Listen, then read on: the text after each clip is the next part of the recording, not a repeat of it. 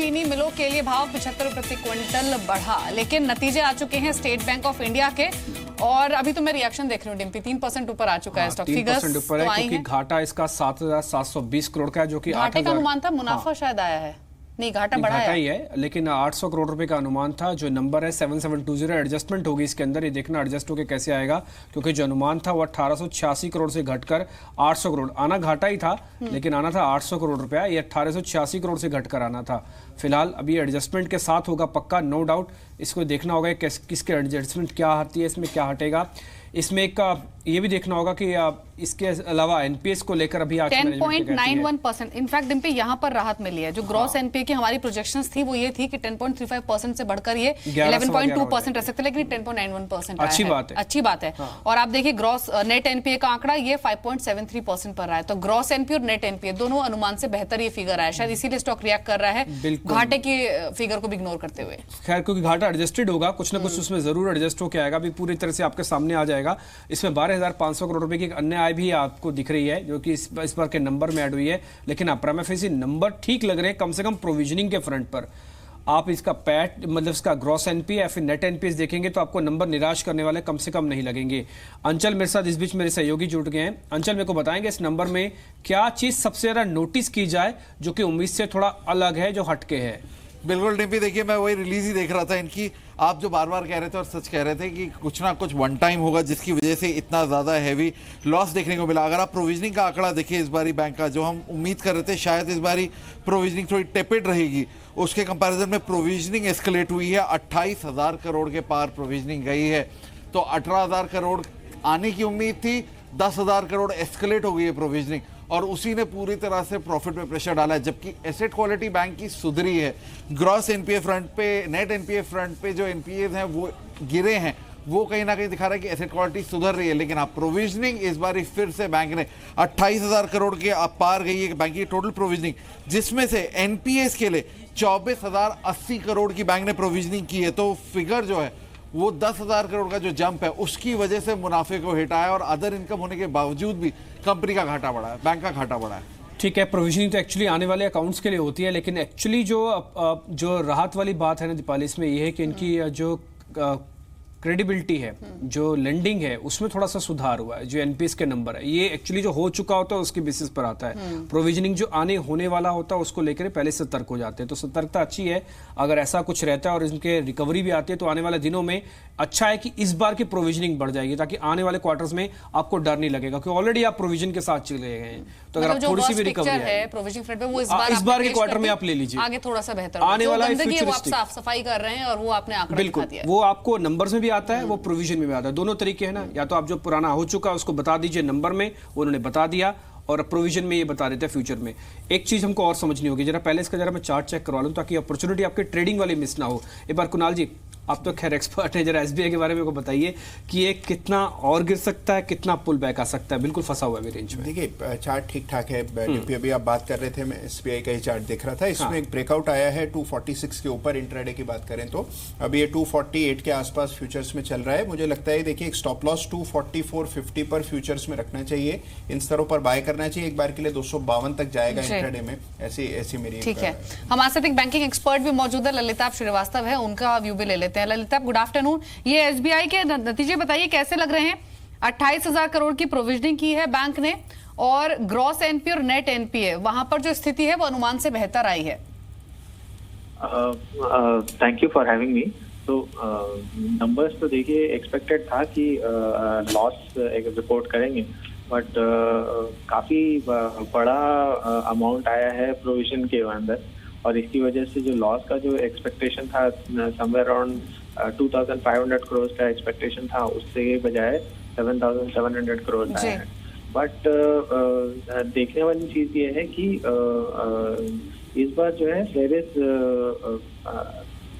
Gross NPS have increased on a sequential basis. उसमें से काफी कुछ because of the RBI circular जो रहेगा उसकी वजह से होगा। बट मैनेजमेंट कमेंट्री सुनना पड़ेगा जानने के लिए कि एक्चुअल स्लिपेजेस का नंबर क्या था, नेट स्लिपेजेस मतलब रिकवरीज आई है अगेंस्ट द फ्रेश स्लिपेजेस, वो भी एक जानने लायक चीज रहेगी। ठीक है, कंपनी के पास क्योंकि प्रॉफिट नहीं है बुक्स में, इसलिए कंपनी ने ये अनाउंस भी किया कि किसी तरह का कोई डिविडेंड नहीं दे रहे हैं। हाँ, एक और बात है जो एनसीएलटी से जुड़ी हुई है, उसमें लेकर भी कुछ ब्रेकिंग आ रही है कि अगर एनसीएलटी में कुछ और मामले सुधरते हैं तो इनकी जो प्रोविजनिंग है ये एनसीएलटी के उसी मामलों से जुड़ी हुई जरूर होगी। एक बार अंचल कुछ और इंपॉर्टेंट है जो आपको रिलीज में दिखा है, उसके बाद मैं वापस मिस्टर श्रीवास्तव के पास आ रहे हैं एक और सवाल के लिए। देखिए, सारा दारोमदार इस बार ही कहीं ना कहीं रिकवरी का था। अब क्रिटिकल हो जाएगा जब पीसी होगी, रिकवरीज को लेकर क्या मैनेजमेंट का बयान आता है, क्या रिकवरी इस क्वार्टर में दिख रही हैं, और अगर नहीं रही हैं तो क्या Q1 Q2 में हम एंटिसिपेट करें भूषण स्टील जैसे बड़े अकाउंट्स अब रिकवरी के तौर पे आते हुए दिखेंगे। अगर वो आंकड़ा Q1 Q2 में जुड़ रहा है डिम्पी, तो ये नंबर्स एक वन टाइम आप कह सकते हैं कि अब बैंक ने पूरी तरह से प्रोविजन कर चुके हैं अपने सारे बैड लोन्स को, एंड गोइंग अहेड अब वापस से एक रिकवरी की ट्रेजेक्टरी पे आते हुए दिखेंगे। ठीक है ललिता, अब यही आपसे सवाल है, जैसे अंचल पे हमको रिलीज देख के बता रहे हैं और उन्होंने आंकड़ों को स्टडी भी किया है, ऐसा लग रहा है कि शायद इस बार की प्रोविजनिंग या अंतिम प्रोविजनिंग होगी, इसके बाद कम से कम ट्रेंड जो है इंक्रीजिंग ट्रेंड जो प्रोविजनिंग का वो नहीं बनेगा। ये बिल्कुल ठीक समझ रहे हैं हम? हाँ, मैं भी इससे अग्री करूंगा, but in the near term देखिए रिकवरी का पेस तो अच्छा रहना चाहिए, एक्सपेक्टेड है, बट वो देखना पड़ेगा। लेकिन प्रोविजनिंग का जो पेस है वो यहाँ से कम होना चाहिए। हम एक्सपेक्ट कर रहे हैं कि Q1 और Q2 में यहाँ इस लेवल से प्रोविजनिंग का लेवल कम होना चाहिए। ठीक है, चलिए शुक्रिया ललिता अब आपका ये व्यू देने के लिए। और जो आप बात कर रहे थे तो वो ये कि एनसीएलटी खातों की वजह से भारी प्रोविजनिंग की है, लेकिन आपको याद होगा डिम्पी जब भी भूषण स्टील वाली खबर आई थी जो रिकवरी एसबीआई ने किया, उसके बाद चेयरमैन की ओर से स्टेटमेंट आए भी थे कि जो रिकवरी ये कर रहे हैं इसका इम्पैक्ट जून क्वार्टर में दिखेगा। तो Q1 Q2 के लिए शायद पिक्चर थोड़ी सी यहाँ से बेहतर होती हुई दिखे, लेकिन वही बात जो अंचल भी कह रहे थे और ललिता भी कह रहे थे कि जो कमेंट्री होगी अब रिजल्ट्स के बाद वो काफी इंपॉर्टेंट होगी। हाँ, वो मैनेजमेंट उसी से डायरेक्शन मिल पाएगी, उसी से डायरेक्शन में मिलेगी। असल में ना आपसे नंबर के साथ सरकार के एक बयान को भी जोड़ सकते हैं जो कि वित्त मंत्रालय के सोर्सेज से आया था। उन्होंने कहा था कि करीब 2 लाख करोड़ रुपया इसी 12 एनपीएस वाले खातों में फंसा हुआ है, उसमें सिर्फ एक भूषण स्टील का मामला सुलझा है। सरकार चाहती है कि दिसंबर तक इस पूरे मामले को सुलझा दिया जाए, उससे एसबीआई भी बड़ा एक बेनिफिशियरी होगा। इसलिए प्रोविजनिंग आपके पास ऑलरेडी है। अब सरकार का और बैंक का मन बना चुकी है कि हमको दिसंबर तक इस खातों को एनसीएलटी से क्लियर करवा के लाना है। ठीक है, हेयर कट जो भी होगा सो लगेगा, बट पैसा तो आएगा, कुछ तो आएगा, और जो आएगा वो आपकी प्रोविजनिंग को भी हल्का करेगा और आपकी बुक्स में कैश को भी लेके आएगा। तो इसलिए शायद इंपॉर्टेंट है। इसलिए आप जैसे कुणाल भी कह रहे थे कि चार्ट में ऐसा कोई डिस्टर्बिंग नहीं दिख रहा। देखिए, आप नंबर 800 करोड़ रुपए का घाटा चाहते थे, नंबर आया 7000 करोड़ के घाटे का। प्रोविजनिंग बढ़ गई लेकिन उसके बाद भी शेयर नहीं टूट रहा। उसकी बड़ी वजह यही है कि फाइल अभी तक जो नंबर आए, अभी तक जो बेसिस समझा जा रहा है उसके बेसिस पे कहीं ऐसा नहीं लग रहा कि बैंक आने वाले दिनों में कहीं मुश्किल में गिर सकता है। कम से कम ऐसा तो इस बार के नंबर्स में लग रहा है कि थोड़ा ज़्यादा क्लियरिटी, ज़्यादा ऑनेस्टी के साथ ये नंबर दिए गए हैं। जो कई बार बैंकिंग में डाउट होता है, पता नहीं क्या सिचुएशन है क्या नहीं है, लग रहा है थोड़ी क्लियरिटी ज़्यादा रखी गई है। खैर आगे बढ़ते हैं, एक बार एक और व्यू ले लें। राकेश जी, आपने कुछ देखा है क्या एसबीआई के नंबर्स में? बिल्कुल, डिम्पी दीपाली के साथ दोपहर को डिस्कस भी हो रहा था, 245 के ऊपर निकला था और वही एक ब्रेकआउट लेवल्स हैं। इमीडिएटली 254 255 तक भी स्टॉक रैली ले सकता है। एक ब्रेकआउट स्टॉक ने दिखाया हुआ है 245 के ऊपर, एक बाय मोड में चल रहा है और जिस तरीके का पॉजिटिव टेक्निकल स्ट्रक्चर है, पहला टारगेट 255, उसके बाद अगर 255 के लेवल्स टूटते हैं तब 263 तक ये रैली एक्सटेंड हो सकती है। ठीक है, 255 तक जा सकता है, 255 टूटा तो 263। लेकिन अच्छी बात यह है कि रिजल्ट्स आ गए, बड़ी प्रोविजनिंग की फिगर भी देखी, लेकिन स्टॉक स्टेबलाइज हो रहा है 250 के आसपास। एक और आंकड़ा दीपाली में रख दूं, 23% की लोन ग्रोथ की बात है। ये बुरी नहीं है सरकारी बैंकों में लोन ग्रोथ, क्योंकि आप यही बात कर रहे थे कि जब अर्थव्यवस्था कमजोर होती है तो आपकी लोन ग्रोथ कहां जाएगी। 23% की लोन ग्रोथ बुरी नहीं है। एक और अच्छा आंकड़ा कम से कम ये है, देखिए लॉस को मैनेज करने के लिए आप जो आंकड़े आप देख, ये आपका अपना व्यू पॉइंट हो सकता है। कोई नंबर्स को देख के इसको कमजोर समझेगा, कोई अदर जो आंकड़े है उसको देख के मजबूत समझेगा, लेकिन चार्ट ये कहता है कि कम से कम अभी ये शेयर नहीं टूटने वाला, थोड़ा सा मजबूत रह सकता है। इसलिए भले आप ट्रेड ले या ना ले, कम से कम इसको देख जरूर सकते हैं। फिलहाल कमजोरी थोड़ी कम दिखती है। आगे बढ़ते हैं, 7 रुपए की अभी तेजी, ऑलमोस्ट डी हाई पे इस नंबर्स के साथ साथ वापिस ये शेयर अभी आ गया है। मार्केट्स पेपर लौटाते हैं, लेकिन उससे पहले जरा इवेंट्स जानना भी बहुत जरूरी होगा, इसलिए पूरी की पूरी टीम मेरे साथ जुड़ चुकी है। सुमित हमको ये बताने वाले हैं कल के इवेंट्स क्या हैं, टाटा मोटर्स के मदरसा सुमी के नतीजे हमको अंचल बता रहे हैं, संदीप ग्रोवर हमको ये बताने वाले हैं कि आईजीएल और ग्रासिम के नंबर कैसे रहने वाले हैं। तो नंबर से बाद में चलेंगे, कहीं कंफ्यूजन ना हो जाए एसबीआई पे। तो लेकिन इससे पहले सुमित से ही जान लेते इवेंट्स क्या क्या है। सुमित बताएं इवेंट्स। शुक्र डिम्पी, देखिए अभी तो आज के ये रिजल्ट्स बाकी हैं, इसमें ऑयल मार्केटिंग कंपनीज के नंबर्स आने वाले हैं, वो क्रूशियल हैं, तो उसके मार्केट रिएक्ट करने वाला है। उसके अलावा आज न्यू मेटल को लेकर जो एक बोली लगाई गई है एस्सार स्टील में, उसकी एनसीएलटी में सुनवाई है, तो ये इसका आउटकम क्या आता है, कैसा फैसला होता है, ये डिपेंड करता है। फोर्टिस की ईजीएम सूत्रों के हवाले से ये खबर है कि वो ख़त्म हो चुकी है, लेकिन अब तक उसमें कोई आउटकम नहीं आया है, तो फोर्टिस पे भी आप ध्यान रखें, कुछ भी आउटकम अगर वहाँ पर आता है ईजीएम को लेकर तो एक क्रूशियल रहेगा। कल के लिए भी नंबर्स जो हैं काफ़ी क्रूशियल हैं, जिसमें ऑटो स्लरी स्पेस के नंबर्स आने हैं, इसमें टाटा मोटर्स के नंबर्स हैं, मदरसन सुमी के नंबर्स हैं। इसके अलावा कुछ और नंबर्स की बात करें तो उसमें ग्रासिम के नंबर्स हैं, आईजीएल के नंबर्स हैं, CESC, IFCI, जेट एयरवेज, कुछ और ऐसी कंपनीज हैं जो अपने नंबर्स पोस्ट कर सकती हैं। तो अभी भी रिजल्ट जो हैवी वीक चल रहा है या फिर रिजल्ट हैवी, क्योंकि लास्ट लैग है अब, तो इसलिए रिजल्ट्स ही मेजरली मार्केट्स की दिशा और दिशा डिसाइड करेंगे कल के सत्र के लिए भी। ठीक है, तो कल के नतीजे अहम रहेंगे। और एक बार एसबीआई को फिर से देख लें डिम्पी, 255 को पार कर चुका है, 55 को पार किया, 57 भी हो गया। कुणाल जी, आपने फिर से कमाल कर दिया इस बार एसबीआई जैसे बड़े शेयर पे भी गिरा दिया। 13 रुपए की मजबूती, 5.5%। इसलिए कह रहे थे कि नंबर्स जो है, हमको ललिताब भी कह रहे थे ना कि नंबर्स तो थे घाटे के, आगे भी ज्यादा आया है, उल्टा जितना सोच रहे उससे 10 गुना ज्यादा आया घाटा। लेकिन जो आपकी प्रोविजनिंग है, जो क्लैरिटी है, जो लोन ग्रोथ दिख रही है, ये भी निगलेक्ट नहीं हो सकता। आगे का आउटलुक, वो क्वार्टर 1 क्वार्टर 2 में पिक्चर क्वार्टर बेहतर 1 क्वार्टर होगी, 2 बात बोल रहे थे। और जो एनसीएलटी खाते हैं, ये जो आउटलुक है ना, ये बैंक के लिए ज्यादा अच्छा है। आपको ध्यान होगा कि एक्सिस बैंक को लेकर भी ऐसे कुछ हुआ था, नंबर्स बेहद खराब आए थे, लेकिन आउटलुक जो कमेंट्री के अंदर आई थी, मार्केट ने उस पर रिएक्शन दिया। टिपिकली आउटलुक वाला फेवर जो है ना, निपुण मेहता भी हमारे साथ मौजूद हैं, उनसे भी क्विक व्यू ले लेते हैं एसबीआई पर, उसके बाद हम कल आने वाले अर्निंग्स पर प्रीव्यू भी समझेंगे। निपुण, गुड आफ्टरनून। एसबीआई दिन के ऊपरी स्तरों पर आ चुका है, 5.5% का जोरदार उछाल। ये नंबर्स आपने देखे होंगे, प्रोविजनिंग, भारी प्रोविजनिंग की है बैंक ने करीब 28,000 करोड़ की, लेकिन अच्छी बात यह है कि ग्रॉस एनपीए और नेट एनपीए के जो आंकड़े हैं वो अनुमान से बेहतर रहे हैं। Good afternoon. I think yes, result about average results हैं। जो घाटा है साल क्वार्टरली, वो एक्सपेक्टेशन से ऑफ कोर्स कहीं ज़्यादा है, प्रोविजनिंग ज़्यादा है। और एक फ्लैश शायद मैंने देखा, वो जो अन्य आय है वो 12,500 करोड़ की है, उसके बाद भी अगर इतना लॉस आता है तो very clearly I think provisioning कहीं ज़्यादा हुआ है। डिविडेंड भी कंपनी ने स्किप किया है, बैंक ने स्किप किया है, काफ़ी सालों बाद शायद ये हुआ है। तो ये सेंटिमेंट के लिए कुछ नेगेटिव है, लेकिन पॉजिटिव मैं ये समझता हूँ कि on the one side loan growth जो अगर कंपनी ने, बैंक ने कहा है कि 23% होगा, तो ये बहुत पॉजिटिव है, क्योंकि लोन ग्रोथ हमने पीएसयू बैंक्स में इतने एनपीएस के बाद नहीं देखा था। सेकेंडली आई थिंक रिकवरीज जो अगर हमने एक भूषण स्टील की तो ऑब्वियसली ये जून क्वार्टर में रिफ्लेक्ट करेगी, लेकिन अगले कुछ क्वार्टर में और रिकवरीज जो रिफ्लेक्ट करती है, और मैनेजमेंट इसके लिए कितना एक्टिवली परस्यू कर रही है, इस पे कमेंट्री आ जाती है, तो उस पर ये एक पॉजिटिव डेफिनेटली हो सकता है।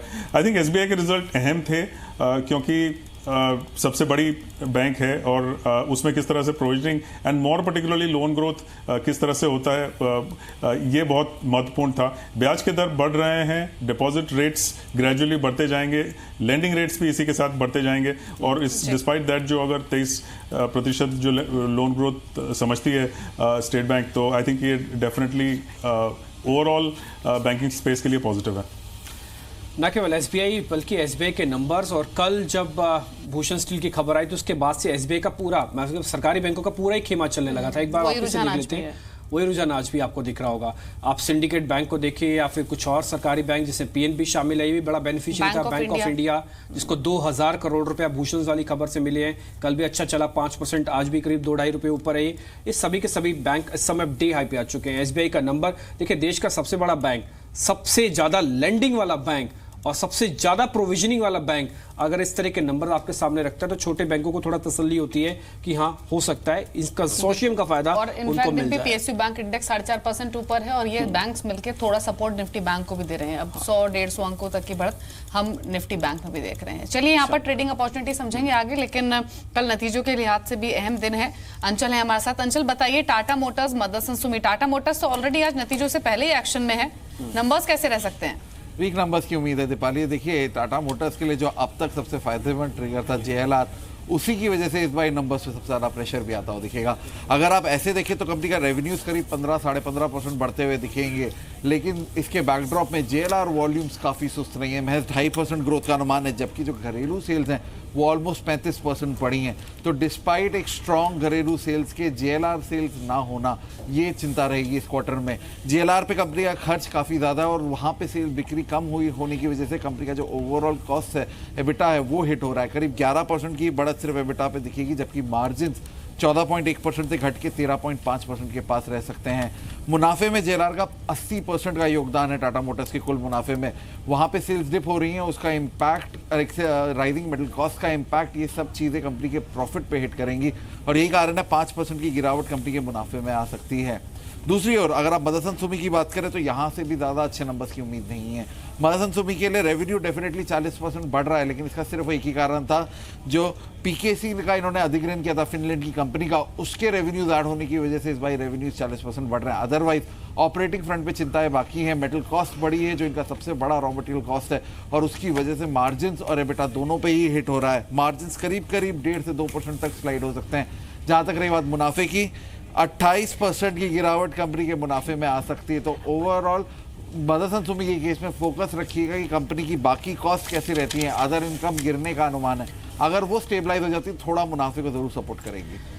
ठीक है, ये दोनों के दोनों नंबर्स आपके सामने हैं। खैर जेएलआर की वजह से थोड़ा प्रेशर रह सकता है टाटा मोटर्स में, लेकिन मदरसन सुमी के भी मुनाफे में 28% का कट लगेगा। एसबीआई में जो एक चीज अभी निपुण कह रहे थे ना कि 23% ग्रोथ है, एसबीआई के नंबर्स को ना ग्रोथ के पॉइंट ऑफ व्यू से दो हिस्सों में देखा जाए। एक तो सरकारी लैंडिंग तो करती है, बस इनका जो मैन्युफैक्चरिंग लैंडिंग है ना वो भी बहुत अच्छा है। कई बैंक सिर्फ रिटेल लैंडिंग की तरफ ध्यान देते हैं, इसलिए 23% की ग्रोथ ये भी बताती है कि इकोनॉमी के अलग अलग सेगमेंट में आपको ग्रोथ दिख सकती है। कंजम्पशन का मार्केट के अंदर चलना, लैंडिंग का नंबर आना, ये इंपॉर्टेंट दिख रहा है समय। कनेक्शन आप इकोनॉमी के पॉइंट ऑफ व्यू से इसको जरूर कनेक्ट कीजिएगा। खैर कुछ और नंबर भी हैं, संदीप के पास चलते हैं। आईजीएल और ग्रासिम के नंबर आ रहे हैं। संदीप बताएं, आईजीएल और ग्रासिम के नंबर कैसे हैं? शुक्रिया डिम्पी। पहले ग्रासिम के नंबर्स की अगर हम बात करें, निफ्टी में है ये, तो नंबर स्ट्रांग रहेंगे। 56% इनकी सेल बढ़ने का अनुमान है। ये दरअसल इसलिए है क्योंकि फाइबर सेगमेंट की जो वॉल्यूम ग्रोथ है वो 5% और दूसरा सेगमेंट है केमिकल सेगमेंट, यहाँ पे करीब 25% के आसपास की वॉल्यूम ग्रोथ रहने का अनुमान है। इनफैक्ट इनके जो रिलेशन है उसमें भी करीब 15% के आसपास का इंप्रूवमेंट है, क्योंकि ग्लोबली अगर आप देखिए प्राइसेस बढ़े हैं तो उसका फायदा इनके रिलेशन में देखने को मिलेगा। यही कारण है, सेल्स तो बढ़ी रही है, उसके साथ साथ ऑपरेशनल आधार पर भी नंबर्स काफी स्ट्रांग रहेंगे। एबिटा करीब 70% बढ़ेगा और मार्जिन्स में भी करीब 1.5% के आसपास का इजाफा आएगा और लगभग 20% के आसपास के नंबर कंपनी रिपोर्ट कर सकती है मार्जिन्स के फ्रंट पे। और इसीलिए चूंकि वॉल्यूम्स बढ़ रहे हैं, रिलेशंस बढ़ रहे हैं, मार्जिन्स में सुधार आ रहा है, तो मुनाफा भी करीब 60% बढ़कर 500 करोड़ रुपए के आसपास आ सकते हैं। तो नेट दो सेगमेंट्स हैं, अच्छे वॉल्यूम्स और अच्छे रिलेशंस की वजह से नंबर स्ट्रांग रह सकते हैं। आईजीएल के केस में भी इनके दो सेगमेंट्स हैं, एक तो सीएनजी है, पीएनजी। यहाँ पे जो वॉल्यूम ग्रोथ है दोनों सेगमेंट में 12 से 17% के आसपास की रहेगी और इनके कुछ कॉस्ट भी कम होते हुए दिख रहे हैं। एक तो कर्मचारी कॉस्ट है और दूसरा जो ट्रांसमिशन कॉस्ट है उसमें थोड़ी सी कमी आ सकती है, जिस वजह से ओवरऑल आय जो है वो 8% बढ़ेगी, लेकिन ऑपरेशनल आधार पर नंबर्स और भी अच्छे रहेंगे। बिड्डा 27% बढ़ेगा और मार्जिन में आप मान के चलिए कि करीब 3-3.5% के आसपास का इजाफा देखने को मिलेगा। और यही कारण है कि आप जो मुनाफा है उसमें करीब 31% के आसपास की बढ़त देखने को मिलेगी। इनफैक्ट जो मुनाफा बढ़ रहा है उसमें एक अन्य आय का कंट्रीब्यूशन भी है, वो थोड़ा सा इस बार बढ़ के आ सकता है, तो उससे सपोर्ट मिलेगा। लेकिन ऑपरेशनली भी देखें तो नंबर्स काफी स्ट्रांग रहने का अनुमान है।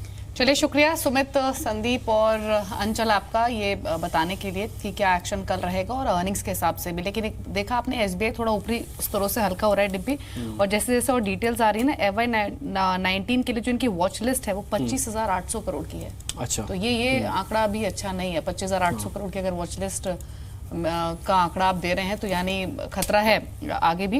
लेकिन देखते हैं, अभी तो स्टॉक थोड़ा सा ऊपरी स्तरों से नीचे आया, लेकिन अभी भी 2.5-3% की बढ़त दिखा रहा है। खैर अर्निंग का सीजन तो चल ही रहा है, कुछ ना कुछ नंबर्स आ रहे हैं, कुछ का रिएक्शन हमको मिल रहा है, कुछ के बारे में बात कर रहे हैं। लेकिन एक और चीज चल रही है बाजार में, वह कच्चा तेल। ये ऐसा चल रहा है कि कई सरकारों की मुसीबत बन गया है। अभी जरा अपडेट ले लेते हैं, क्रूड पे क्या हो रहा है, मृत्युंजय जरा बताएंगे आप। बिल्कुल बिल्कुल डिम्पी, और ये तेजी थमने का नाम नहीं ले रही है। आज भी ब्रेंट क्रूड का भाव $80 के आसपास ही ट्रेड कर रहा है, और जिससे दुनिया भर में हलचल बढ़ गई है, क्योंकि 80 के ऊपर माना यह जा रहा है कि अंतर्राष्ट्रीय बाजार में प्राइस वार के हालात यहाँ पर बनते हुए दिखेंगे। और कहीं ना कहीं इसको लेकर जो सप्लाई को लेकर जो कंसर्न था उसका इम्पैक्ट हमने प्राइस के ऊपर देखा है। पेट्रोल डीजल के दाम भी यहाँ पर आसमान पर पहुँच चुके हैं। लेकिन क्या कच्चे तेल में यहाँ से और तेज़ी के संकेत हैं, ये बताने के लिए हमारे साथ राजीव कपूर हैं, ट्रस्ट लाइन के कमोडिटी हेड। राजीव, 4,950 के भी ऊपर चला गया है MCX पर कच्चा तेल। क्या आज के कारोबार में ही 5,000 का लेवल टच कर सकता है? बिल्कुल मृत्युंजय, कर भी सकता है टच। देखिए, हालांकि जो इंडिकेटर्स हैं चार्ट पे वो डाइवर्जेंस दिखा रहे हैं, जो कि नेगेटिव डाइवर्जेंस होता है, और स्थितियां थोड़ी ओवरबॉट दिख रही हैं ग्राफ पर। बट अभी हम ये नहीं बता सकते कि बाजार कहाँ टॉप आउट होगा। तो फिलहाल तो स्ट्रेटेजी यही रखनी चाहिए, जब तक बाजार 4850 को ब्रेक नहीं करता है तब तक मुझे लगता नहीं बाजार एक डाउन ट्रेंड में जाएगा। तो मैं बुलिश हूँ अभी इसमें। मेरा मानना है कि अगर इंट्राडे में बहुत टाइट स्टॉप लॉस से बाय करना चाहिए तो 49.45 पर लें, 49.25 का एक एसएल रखें 20 पॉइंट का मात्र, और 4985 तक ही अभी फिलहाल बाइंग की एक टारगेट, पहला टारगेट सेट करें और सेकंड टारगेट। ओके, हाँ, गोल्ड और सिल्वर, और खास करके अगर हम यहाँ पर देखें तो इन दोनों काउंटर में लगातार गिरावट का माहौल था। आज बाजार थोड़ा सा रिकवर हुआ है, 12 रुपए ऊपर है MCX पर गोल्ड, और सिल्वर में 87 रुपए की मजबूती है। क्या करना चाहिए? मुझे गोल्ड से ज्यादा बेहतर सिल्वर का काउंटर दिख रहा है, और मुझे लगता है गोल्ड सिल्वर में 40,400 एक अच्छा स्तर है बाइंग के लिए। एक छोटा स्टॉप लॉस रखना चाहिए 40,250 का, और मैं 40,700 इसका पहला टारगेट देख रहा हूँ। ठीक है। और मृत्युंजय, अगर ये 40,700 के ऊपर क्लोज होता है तो एक बहुत शानदार पैटर्न का ब्रेकआउट का कंफर्मेशन देगा। अगर ऐसा हुआ तो फिर नेक्स्ट जो टारगेट है वो 42,000 का।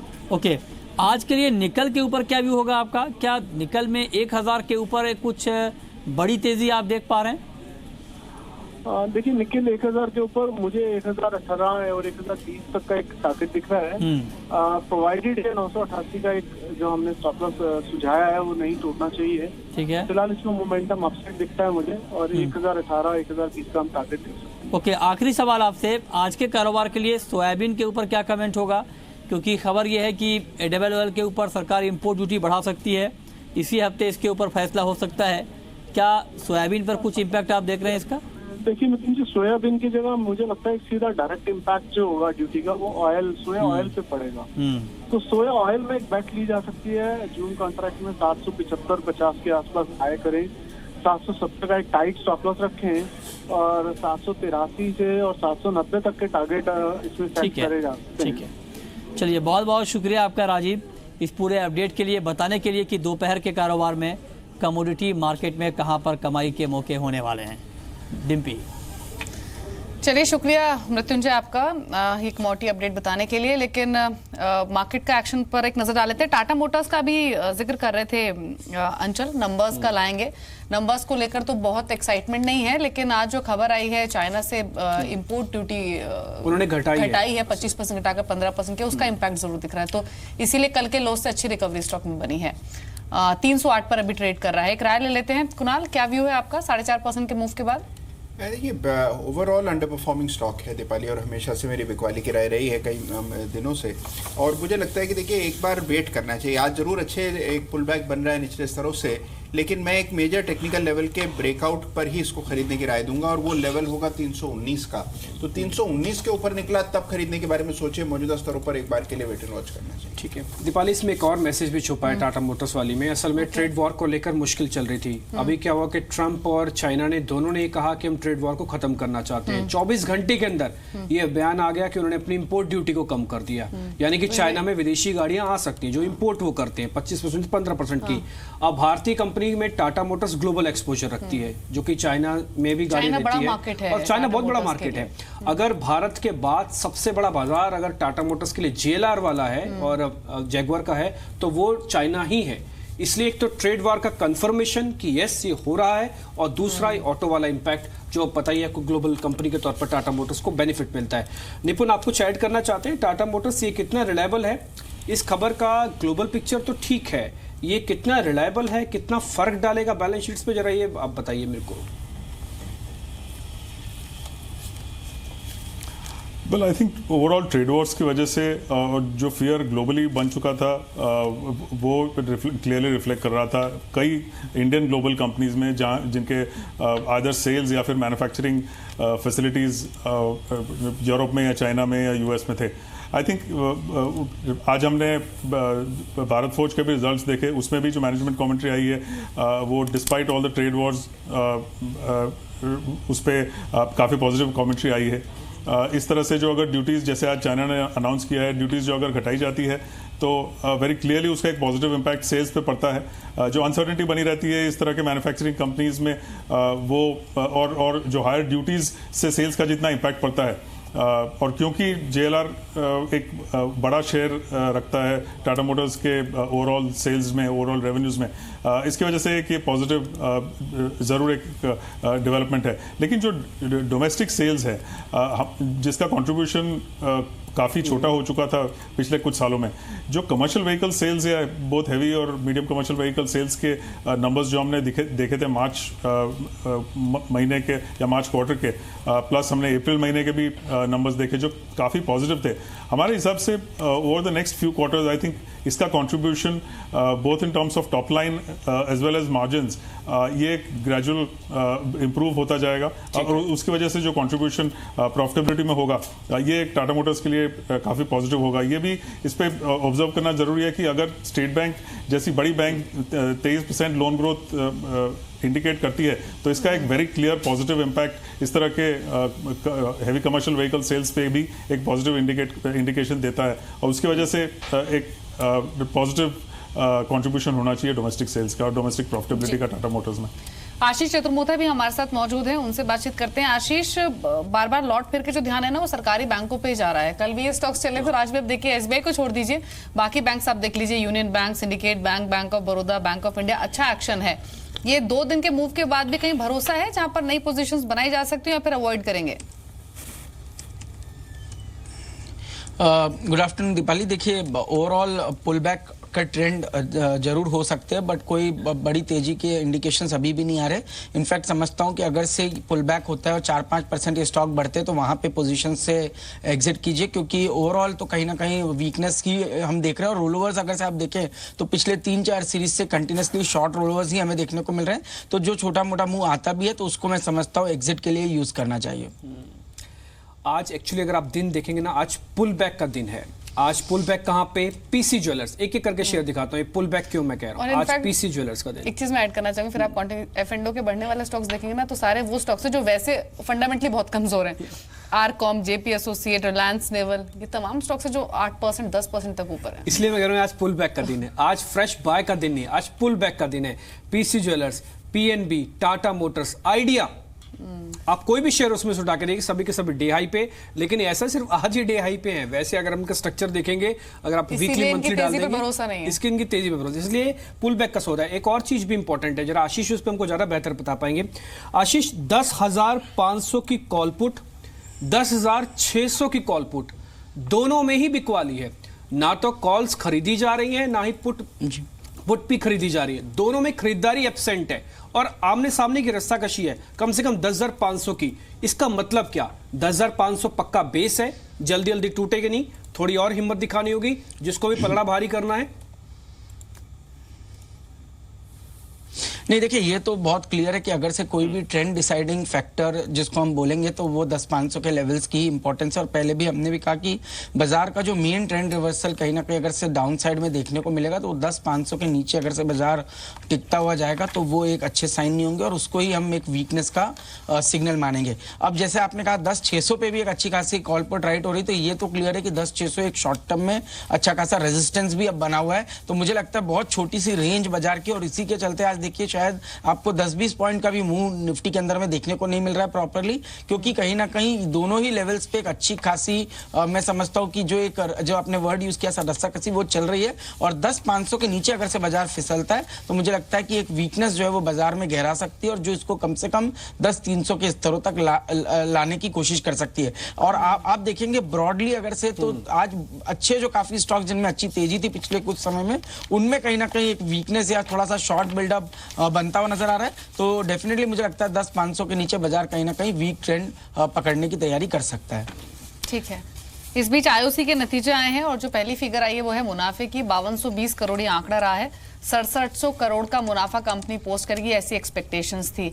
रेवेन्यू का भी जो आंकड़ा है वो अनुमान के हिसाब से रहा है, 1,17,000 करोड़ के आसपास का रेवेन्यू रहा है और इसी तरह की एक्सपेक्टेशंस भी थी। लेकिन जो मुनाफे का फिगर है वो ज्यादा कमजोर है, वो काफी कमजोर है, ज्यादा कमजोर है। पहले ऑलरेडी हम 14% करोड़ 1200 डिस्काउंट पहले ही कर रहे थे, क्योंकि जो घटना था वो 7883 करोड़ से घटकर आना था। ऑलरेडी 14% तो पहले ही मार्केट को पता था कि इनका मुनाफा आएगा नहीं, लेकिन मुनाफा ज्यादा नुकसान दे रहा है। ये 5220 की ही खबर आई है। खैर इसके अलावा कुछ और नंबर्स भी देखने होंगे, इनके जीआरएम्स भी एक बार देखने होंगे, ये कितने आते हैं। मार्केटिंग मार्जिन्स और ग्रॉस रिफाइनिंग मार्जिन्स, ये दो इंपॉर्टेंट रहेंगे जो कि भी नहीं आए हैं डिम्पी, पर देखना होगा। एक बार कुणाल जी आप ही देख लीजिए, आप तो एक ही शीट एक ही नंबर पे बेसिस पे बता देते हैं कि क्या करना चाहिए। अभी नंबर्स खराब हैं, ऐसा तो लग रहा है, प्रॉफिट को देख के तो ऐसा लग रहा है। लेकिन जीआरएम की फिगर एक चीज ऐड कर दूं क्विकली, अनुमान से बेटर लग रही है। 9.15 का आंकड़ा है, 8% के आसपास के, $8 के आसपास के जीआरएम। चार्ट उतना खराब नहीं है, चार्ट खराब नहीं है। देखिए ये आउट परफॉर्मिंग स्टॉक्स हैं और एक फ्रेश ब्रेकआउट चार्ट पर आता हुआ दिख रहा है, तो मुझे सभी ऑयल मार्केटिंग कंपनीज में और तेजी बनती दिख रही है।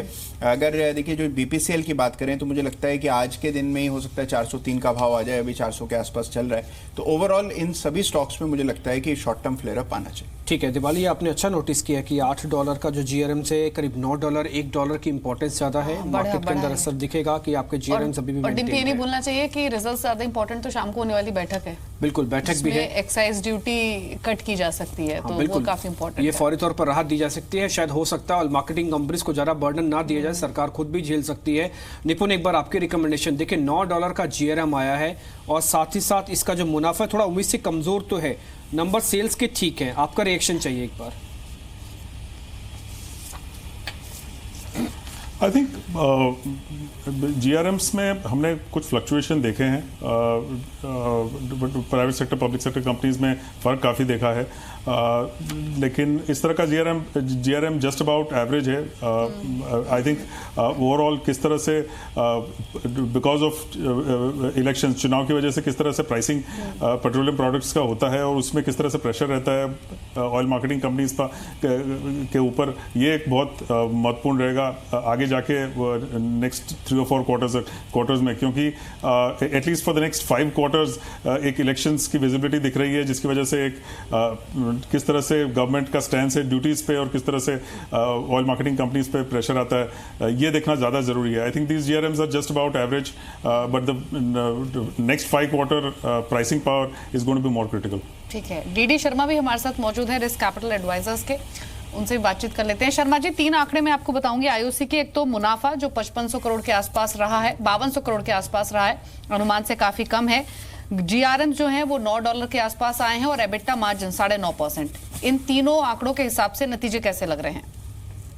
देखिए, नतीजे मैं समझता हूँ कि रीजनेबली वेल हैं given the crude oil price environment, और मेरे ख्याल से जो है वो आईओसी ने एक अच्छे ही आंकड़े दिए हैं। और जैसा कि अपने को दिखाई दे रहा है कि जो जीआरएम्स है इस लेवल पे मैं समझता हूँ काफी अच्छे हैं, और मुनाफा कम आया है। वो यूजुअली जो है इस बिजनेस में जो इन्वेंट्री वैल्यूएशंस है उसके कारण मुनाफा क्वार्टर ऑन क्वार्टर ऊपर नीचे हो जाता है। ठीक है, वो मैंने अभी देखा नहीं है कि किस वैल्यूएशन पकड़े गए हैं, लेकिन मेरे ख्याल से रिजल्ट में कोई भी खराबी नहीं है। ठीक है शर्मा साहब, अगर रिजल्ट्स में कोई खास खराबी आपको दिख नहीं रही है, शाम को पेट्रोलियम मंत्री एक बैठक करने वाले हैं, उससे पहले लेके जाएं, फॉर्मूला ये निकाला जा सकता है कि ऑयल मार्केटिंग कंपनीज को ज़्यादा नुकसान ना पहुंचे लेकिन लोगों को राहत मिल जाए।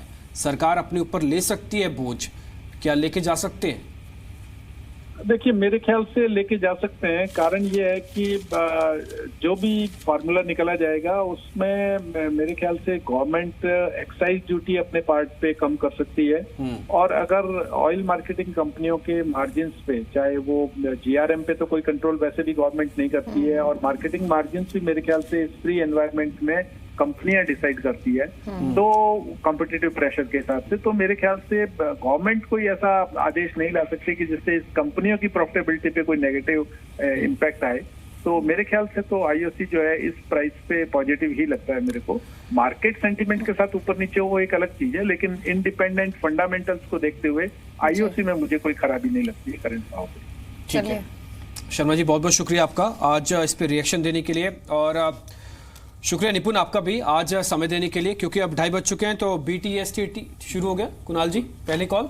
देखिए अभी मेरे रडार पर एक काउंटर आया है जो है पिडिलाइट, जिसमें कि मौजूदा स्तरों पर खरीदने की ठीक है, और बहुत ही बेहतरीन चार्ट स्ट्रक्चर है, फ्रेश ब्रेकआउट है, न केवल इसके डेली चार्ट्स पर ब्रेकआउट है बल्कि इंट्राडे चार्ट्स पर भी ब्रेकआउट आता हुआ दिख रहा है। तो मुझे इसमें काफी उम्मीद है। 1125 मेरा इंट्राडे टारगेट होगा, 1140 कल तक के लिए टारगेट होगा। ये फ्यूचर के भाव, ये फ्यूचर के लेवल्स हैं और 1100 पर स्टॉप लॉस रखने की इसमें राय। ठीक है, 1100 का एक स्टॉप लॉस, 1125 का टारगेट है और आप इस पे एक बार ध्यान रख सकते हैं। 1125 1120 तो स्पॉट में तो हो ही गया, इसमें प्रीमियम आ रहा है क्या? 1.5 रुपए का प्रीमियम है। देखिए 1120 फ्यूचर में चल रहा है डिब्बी, मेरे ख्याल से 1 रुपए का डिस्काउंट है। 1 रुपए का डिस्काउंट है, ठीक है। तो आपको यहाँ पे जब 26 दिखेगा समझिएगा कि आपको यहाँ पे लग गया है, डिस्काउंट ही है और एक 4 रुपए तक का इनफैक्ट डिस्काउंट है। तो आपको यानी कि अभी है गुंजाइश आपका 6 से 7 रुपए की यहाँ पे आपको चलता हुआ। इस बीच एसबीआई के रिजल्ट्स अभी आए थे, अब प्रेस कॉन्फ्रेंस हो रही है, उसकी ओर रुख कर लेते हैं। The future is concerned, and despite huge provision made for loan loss, employee benefits and mark-to-market provision, the capital position continues to be strong and Tier 1 is 10.36%.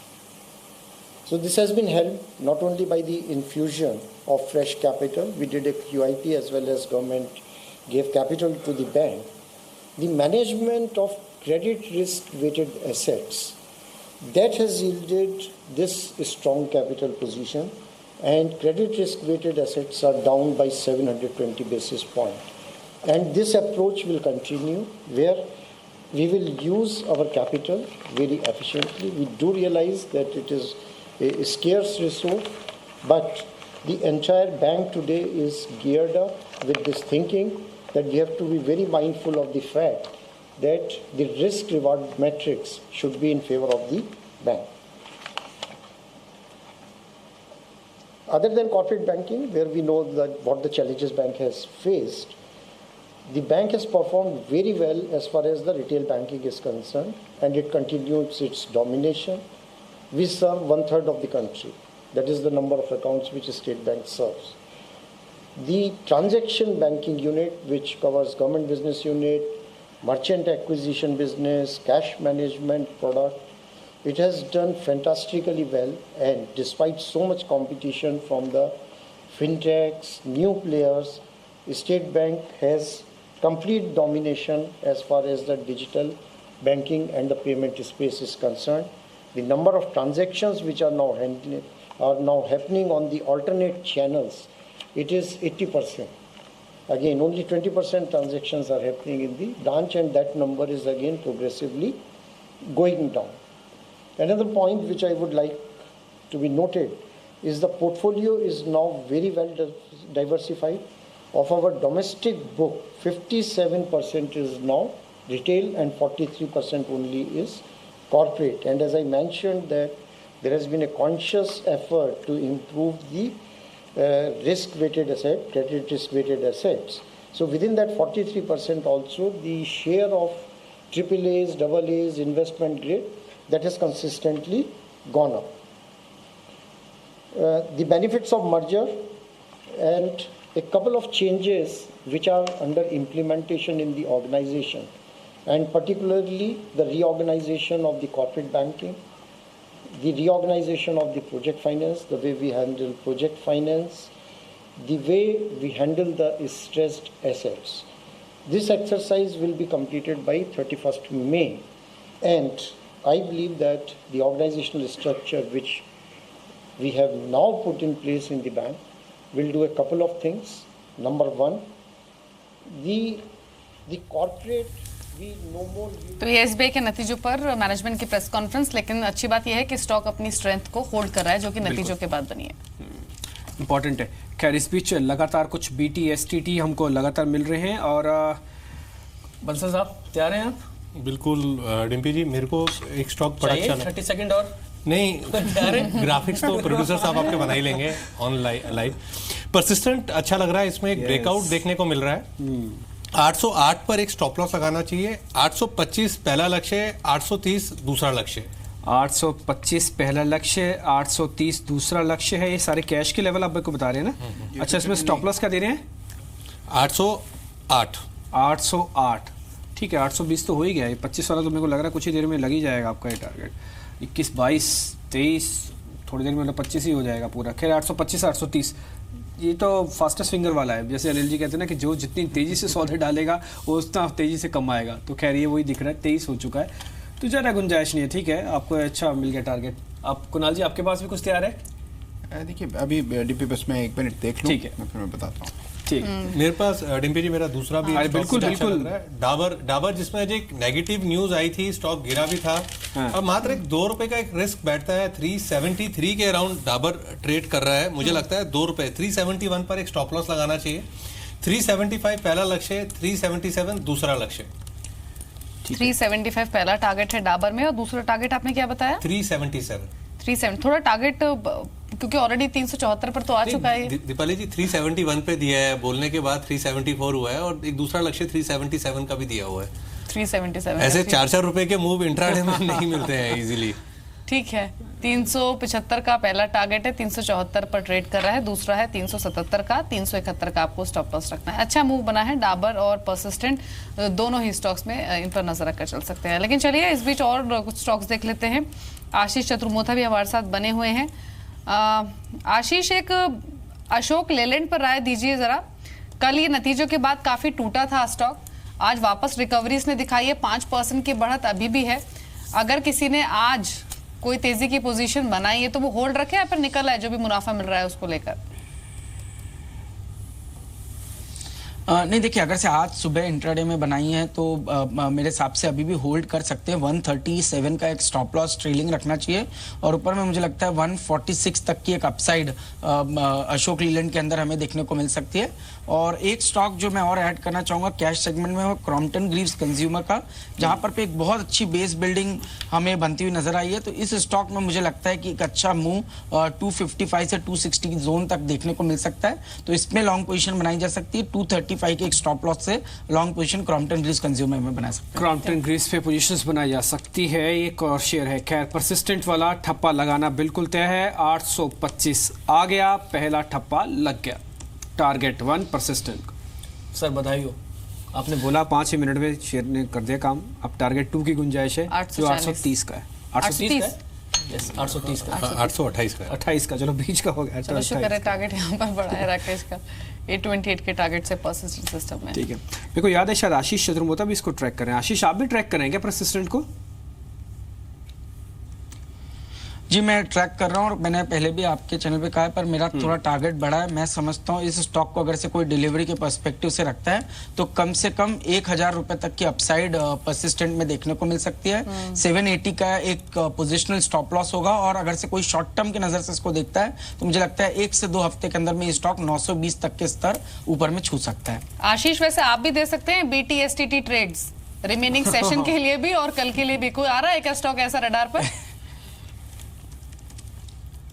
नहीं देखिए, बिल्कुल जैसे मैं FMCG पे हम काफ़ी समय से बहुत बुलिश हैं, और जिसमें डाबर और कोलगेट ये 2 स्टॉक मुझे काफ़ी अच्छे नज़र आ रहे हैं। तो मुझे लगता है डाबर, अभी जैसे थोड़ी देर पहले बात करे थे, मुझे लगता है इस स्टॉक में पोजिशनली मेरा ध्यान है 395 तक के लेवल्स हो सकते हैं। तो इसमें एक छोटा स्टॉप लॉस है 369 का, और ऊपर में मुझे लगता है 390 से 395 के टारगेट्स डाबर में आने वाले 2 से 4 दिनों के अंदर में देखने को मिल सकते हैं। ठीक है, लेकिन अभी क्रॉम्पटन ग्रीव्स कंज्यूमर का जिक्र किया था, आप देखिए हेवल्स इसी सेगमेंट का शेयर, यहाँ भी अच्छा मूव आज दिखा है, और ये भी 4.5% का उछाल दिखा रहा है, दिन के ऊपरी स्तरों पर है। एक स्टॉक देखिए हिंडाल्को, यहाँ भी अच्छा मूव है, और ये भी स्लो एंड स्टडी मूवर रहा है सुबह से, 3% की बढ़त इसमें भी है। कुणाल, पहले तो हिंडाल्को पर राय दीजिए, क्या करें इन लेवल्स पर? देखिए मुझे लगता है एक शॉर्ट टर्म ट्रेडिंग बेट जरूर लेनी चाहिए। दीपाली देखिए काफ़ी बड़ी रेजिस्टेंस इसमें पार हुई है, 234 के आसपास 235 चल रहा है, तो बिल्कुल अभी ब्रेकआउट आता हुआ नजर आ रहा है। मुझे लगता है कि इसमें देखिए 238 240 के लेवल्स तो आपको आज या कल में आते हुए दिखेंगे, और अगर उसके पारे गया तो फिर 248 जो इसके रिसेंट अभी लेवल्स आए थे वहां तक ये जा सकता है। तो मेरी राय में जो शॉर्ट टर्म ट्रेडर है वो डेफिनेटली बाय करें इसको। ठीक है, एक शेयर है DLF। ये एक्चुअली जब से 200 के नीचे गया ना, तब से ऐसा लग रहा था कि टूट जाएगा, लेकिन ऐसा हुआ नहीं, बल्कि DLF वापस 200 के पास आने की कोशिश कर रहा है। कुणाल, आप इसको ट्रैक भी करते हैं, DLF पे आपकी रिकमेंडेशन क्या किया जाए? 200 के पार होने पर वापस शॉर्ट कवरिंग के लिए खेलें, या फिर अभी भी उतर के आ सकते हैं शॉर्ट कवरिंग के लिए? मेरा टारगेट बहुत ज़्यादा बड़ा नहीं होना चाहिए, 5-7 रुपये मिल जाए काम चल जाएगा। देखिए मैं इसमें कंफर्टेबल हूँगा डिप्पी, अगर ये 200 के ऊपर ट्रेड करने लगे तब आप इसमें खरीदने की पोजीशन बनाएं तो वो सबसे बेहतरीन ट्रेड होगा। इन स्तरों पर ना खरीदना बनता है और ना ही इसको शॉर्ट करना बनता है। उसकी वजह क्या है कि देखिए बहुत ही एक मेजर लेवल पर है जिसको मेक और ब्रेक लेवल हम कह सकते हैं। तो ये 200 पार करेगा फिर इसको खरीदें, वो बेहतर ट्रेड बने। जी, एक बार आईजीएल को देखते हैं। नतीजे आने हैं कल आईजीएल के, लेकिन सुबह ये स्टॉक कमजोर था, लोअर लेवल से रिकवरी दिखी, अभी सिर्फ 0.5% नीचे ट्रेड करा है 258 के लेवल्स पर। नंबर्स को लेकर बहुत ज्यादा तेजी की एक्सपेक्टेशंस तो नहीं है, लेकिन राकेश कोई ट्रेड लेंगे रिजल्ट से पहले, फिर अवॉइड करेंगे? नहीं दीपाली, इसको तो मैंने आप ही के साथ ऊपर में 265 के अराउंड कल सेल के लिए बोला था और मेरे टारगेट फ्यूचर के 249 के थे, वो सुबह आज अचीव हुए हैं और सुबह मुनाफा बांधने की भी राय दी है। बिल्कुल दूर रहेंगे नतीजों तक इसमें। मतलब कल बिकवाली का ट्रेड लिया, टारगेट अचीव। हाँ दीपाली जी, रिजल्ट को प्ले किया था, अब टारगेट अचीव हो गए तो अब दोबारा से रिस्क लेना नहीं चाहता, प्रॉफिट पे बैठना चाहिए। ठीक है, अच्छी बात है। चरल रणनीति है, बाजार के अंदर ज्यादा सौदे बनाना भी कई बार खतरे से खाली नहीं होता। कम सौदे बनाइए, बेहतर बनाइए, प्रॉफिट हो जाए उससे बाहर भी आ जाइए। M2M प्रॉफिट में बहुत साफ साफ डेफिनेशन है। M2M जब तक बाजार में खड़े हैं, प्रॉफिट जब सौदा कट के पैसा जेब में आ जाए तभी प्रॉफिट कहलाएगा, नहीं तो M2M एक एक दिन में चला भी जाता है। इसको थोड़ा सा सावधानी के साथ देखिएगा। अच्छा, डॉक्टर रेड्डीज के जब नंबर आए ना, उसके बाद ऐसा लगा कि डॉक्टर रेड्डीज का शेयर थोड़ा कमजोर होगा, लेकिन मैनेजमेंट की जो कमेंट्री आई उसके बाद शेयर ठीक ठाक चला, 36 रुपये ऊपर भी है। आशीष, इस पे आपकी रिकमेंडेशन? ये 2000 के नीचे ना हमेशा से सस्ता लगने लगता है। नंबर भले ही आपको खराब भी दिखे, लेकिन शेयर में कन्विक्शन सी बैठी हुई है ट्रेडर्स के मन में कि डॉक्टर रेड्डीज 2000 के नीचे सस्ता है। देखिए डिम्पी, सबसे इम्पोर्टेंट बात है कि 4 साल के लो के आसपास खड़ा है और इसको मैं ये नहीं कहूँगा कि यहाँ से कोई मतलब गिर नहीं सकता है, बढ़ नहीं सकता। मैं इसको एग्जैक्टली एक मेक और ब्रेक लेवल समझता हूँ, जिसको मैं 1900 के आसपास मानता हूँ कि ये एक बहुत ही इंपॉर्टेंट मेक और ब्रेक लेवल है। अगर से इन लेवल्स के आसपास ये स्टॉक कंसोलिडेट होता है, और जो कि 1-2 दिन के कंसोलिडेशन नहीं, इसको कम से कम इन लेवल्स पे आने वाले 1 से 2 हफ्तों तक कंसोलिडेट करना होगा। और उस कंसोलिडेशन के बाद अगर से ये स्टॉक 2000 के ऊपर निकलता है, तभी हमें कह सकते हैं कि इसके अंदर कोई बेस बिल्डिंग होना शुरू हुई है। अदरवाइज मुझे लगता है 1900 के जो लेवल है, अगर से इसके नीचे ये स्टॉक फिसलता है तो डेफिनेटली वीक होता हुआ नजर आएगा। तो इस समय पे कोई ट्रेड मुझे लगता है डॉक्टर रेड्डीज पे अवॉइड करना ही बेहतर होगा। जी, इस बीच 2 स्टॉक्स देख लेते हैं, तो यूनाइटेड स्पिरिट्स और दूसरा यूनाइटेड ब्रिवरीज का। यूनाइटेड स्पिरिट्स में अच्छी मजबूती आज दिखी है, अभी भी दिन के ऊपरी स्तरों के आसपास होल्ड कर रहा है। यूनाइटेड ब्रिवरीज के परसों रिजल्ट्स आने हैं, एंड आई रिमेंबर पिछले क्वार्टर के नंबर्स इनके काफी अच्छे थे। जो प्रीमियम ब्रांड्स थी उनका जो सेल्स थी वो काफी स्ट्रांग रही थी और आउटलुक मैनेजमेंट की ओर से काफी स्ट्रांग आया था। राकेश, क्या राय है आपकी दोनों स्टॉक्स पर? दीपाली, यूनाइटेड स्पिरिट्स तो काफी अच्छा लगता है और मेरे को ध्यान है सुबह आपने 3150 के अराउंड स्टॉक को निकाला था, बट वो ऑन एयर जाने में मिस हो गया किसी कारण से, और 20 रुपए का मात्र एक स्टॉप लॉस था। टेक्निकली एक रिवर्सल देखने को मिला है। दूसरी तरफ यूबीएल भी एक बेहतरीन टेक्निकल स्ट्रक्चर है और इसको भी आपने कल परसों में भी शायद निकाला था, और स्टॉक में एकदम पॉजिटिव रुझान है यूबीएल में भी, और टेक्निकली मुझे लगता है होल्ड करना चाहिए। दीपाली, इसको 2 दिन पहले भी बाय की राय दी थी। अब नई खरीदारी इसमें तभी करनी चाहिए जब 1195 के ऊपर क्लोजिंग दे, एल्स जिन्होंने ले रखा है वो होल्ड करें। ठीक है, इस बीच कुछ बीटीएसटी ट्रेड है कुणाल? देखिए एसटीबीटी ट्रेड है, एसटीबीटी है, ठीक है। मुझे लगता है शॉर्ट करना चाहिए डिम्पी इन स्तरों पर कैडिला हेल्थ के, जिसमें कि कई 2 दिनों से हम लगातार गिरावट देख रहे हैं। आज इसमें नई गिरावट मुझे आती हुई दिख रही है। एक फ्रेश ब्रेकडाउन चार्ट्स पर अभी अभी आया, तो और नीचे के लेवल्स आएंगे। जो मेरा टारगेट है इस स्टॉक को लेकर के, पहला टारगेट होगा 341 का, 341 रुपए, ये माफ कीजिए, ये कल तक का टारगेट है 341, और 344 आज तक का टारगेट। ठीक है, तो ये आप इस शॉर्ट करने की राय, लेकिन ये बड़ी गंभीर समस्या है। आप कैडिला देखिए, सन फार्मा को देख सकते हैं, ग्लेनमार्क को देख सकते हैं। ये ऐसे प्राइजेस पर हैं जहां पर आप ये कह सकते हैं ना कि ये हेज होते थे, लेकिन ये हेज नहीं हो रहे बल्कि और टूट रहे हैं। पहला टारगेट क्या था आपका कैडिला में? देखिए मैंने पहला टारगेट तो 344 दिया था दीपाली, लेकिन वो बोलते बोलते ही आ गया। तो आ गया। अब आप देखिए उसके नीचे चलने लगा है, तो मुझे लगता है 341 जो कल तक का टारगेट था उसको आज का टारगेट मानना चाहिए। वो भी लग ही जाएगा, वो भी ज्यादा गुंजाइश नहीं है। 242 तो चल ही रहा है स्पॉट में, तो अगर प्रीमियम भी है तो 1-1.5 रुपए का प्रीमियम होगा। इससे ज्यादा तो फ्यूचर 343 चल रहा है अभी फ्यूचर में। हाँ 43 चल रहा है, वो 1 रुपए का ही प्रीमियम है, तो ज्यादा गुंजाइश तो है नहीं 2 रुपए के। लेकिन एक टारगेट तो अचीव आप मान लीजिए, डिस्काउंट ही आ गया लीजिए, ये भी खत्म हो गया, ये फ्लैट ही कर दिया। यानी कि जो भाव स्पॉट के अंदर है वही फ्यूचर के अंदर है, कोई ज्यादा बड़ा नुकसान फायदा इसके अंदर है भी नहीं। आपका 341 का टारगेट बन गया जी। एक कैश का स्टॉक है सिम्फनी, अभी भी रिजल्ट्स आए डिम्पी, और रिजल्ट्स के साथ ही तेजी से नीचे आया। सुबह से मजबूती अपनी होल्ड कर रहा था, लेकिन नंबर्स काफी खराब आए हैं। जो मुनाफा है वो 66 करोड़ से गिरकर 42 करोड़ आया है, और अगर आय भी देखेंगे तो वो भी कंपनी की घटी ही है, 218 करोड़ से घटकर 155 करोड़ रही है। तो नंबर्स खराब और नंबर्स के बाद रिएक्शन बिल्कुल बेहद खराब नंबर है। कम से कम ठीक है, आप कॉस्टिंग का प्रेशर दिखा के अपने प्रॉफिट को कम कर सकते थे कि हमारा देखिए रॉ मटेरियल के दाम बढ़ गए, प्लास्टिक का, हमारे मेटल्स के दाम बढ़ गए, लेकिन आपकी सेल्स कैसे कम हो गई? जबकि इस बार तो ये बताया जा रहा था कि मानसून से ठीक पहले जो गर्मियां, अर्ली गर्मियां आई हैं, तो समय होता है स्टॉक्स के चलने का, और मेरे को अच्छी तरह से याद है 1800 तक गया हुआ शेयर है, 1700 तक गया हुआ शेयर है, इसी एंटिसिपेशन में कि मानसून की जब रिपोर्ट आएगी उससे पहले शेयर गर्मी के चलते बहुत चला था। जनवरी में 2100 तक का भाव उसने छुआ, शेयर के अंदर तेजी से गिरावट हो रही। तो ये सीजनल प्ले है ना, बड़ी सावधानी के साथ खेलने की जरूरत है। इसमें प्रॉब्लम को सिर्फ इसके जो आय है ना वहां से है कि आप सेल्स की ग्रोथ क्यों नहीं दिखा पाए। प्रॉफिट ग्रोथ समझ में आ गई, नहीं आई, सेल्स की ग्रोथ तो आनी चाहिए थी। एक मिनट राकेश, आप इसके चार्ट देखेंगे जरा। डिम्पी, एक स्टॉक का ट्रेंड पहले ऊपर था और एक क्लियर कट एक रिवर्सल स्टॉक में देखने को मिल रहा है। और आप बड़े चार्ट्स की बात करें डिम्पी, तो स्टॉक ने कल के सत्र में 1688 की एक मेजर नेकलाइन को स्टॉक ने तोड़ा है।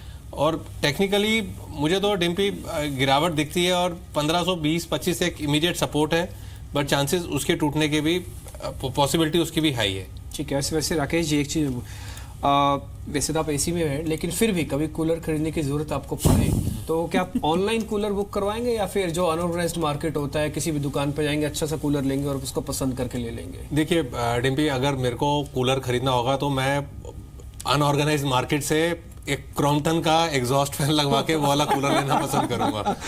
देखिए यही प्रॉब्लम है, ये मार्केट इतनी अनऑर्गेनाइज्ड है कि आपके अपने शहर के अंदर जो आपको सबसे बेहतरीन दुकान मिलती है वो मिल जाती है। इनके पास अच्छे डिज़ाइन वाले हैं, इसमें कोई दो राय नहीं है, लेकिन क्या ये सब लोगों की रेंज में आ जाते हैं जो लोकल मार्केट से आपको कंपटीशन देते हैं? ये एक बड़ी प्रॉब्लम है। इसलिए इस तरह के शेयर्स में ये दीपाली हमेशा नोटिस किया जाता है कि इनकी सेल्स क्या वास्तव में ग्रोथ बढ़ेगी कि नहीं बढ़ेगी, ये मेजर प्रॉब्लम है। इसलिए हमने सीधा आपके सामने एग्जांपल लिया। राकेश जी ने कहा हम तो लोकल मार्केट से क्रॉम्पटन का एग्जॉस्ट लगवा के बनवा लेंगे। बिल्कुल, स्टॉक पे रिएक्शन काफी है और अब लगभग 100 रुपए नीचे लुढ़क चुका है, 6% की कमजोरी, क्योंकि आप देखिए एबिटा फ्रंट पर परफॉर्मेंस कोई खास नहीं रही है कंपनी की। मार्जिन्स थोड़ा सा सुधरे हैं, लेकिन जहां पर प्रॉफिटेबिलिटी और रेवेन्यू में इतना डिक्लाइन आएगा तो डेफिनेटली कंसर्न की बात तो है ही। सीधे 100 रुपए नीचे अब ये साफ हो चुका है, 1555 के भाव पर ट्रेड कर रहा है। लेकिन आगे बढ़ेंगे, कुछ और शेयरों पर राय ले लेते हैं। एक इनफैक्ट जब बात हो रही है सिम्फनी की तो मैं वोल्टास पर राय लेना चाहती हूँ। हालांकि दोनों का बिजनेस देखा जाए एक तरीके से तो काफी डिफरेंस है, लेकिन इस सीजन में हमने आमतौर पे इन स्टॉक्स में जो वाइब्रेंसी दिखती थी, चाहे वो ब्लू स्टार हो, वोल्टास हो, इनमें वो बनी नहीं है। वोल्टास लेकिन आज मूव दे रहा है, 1.1% ऊपर है, अटकता है वैसे तो आकर इन लेवल्स पर। लेकिन आशीष, आपकी राय क्या है?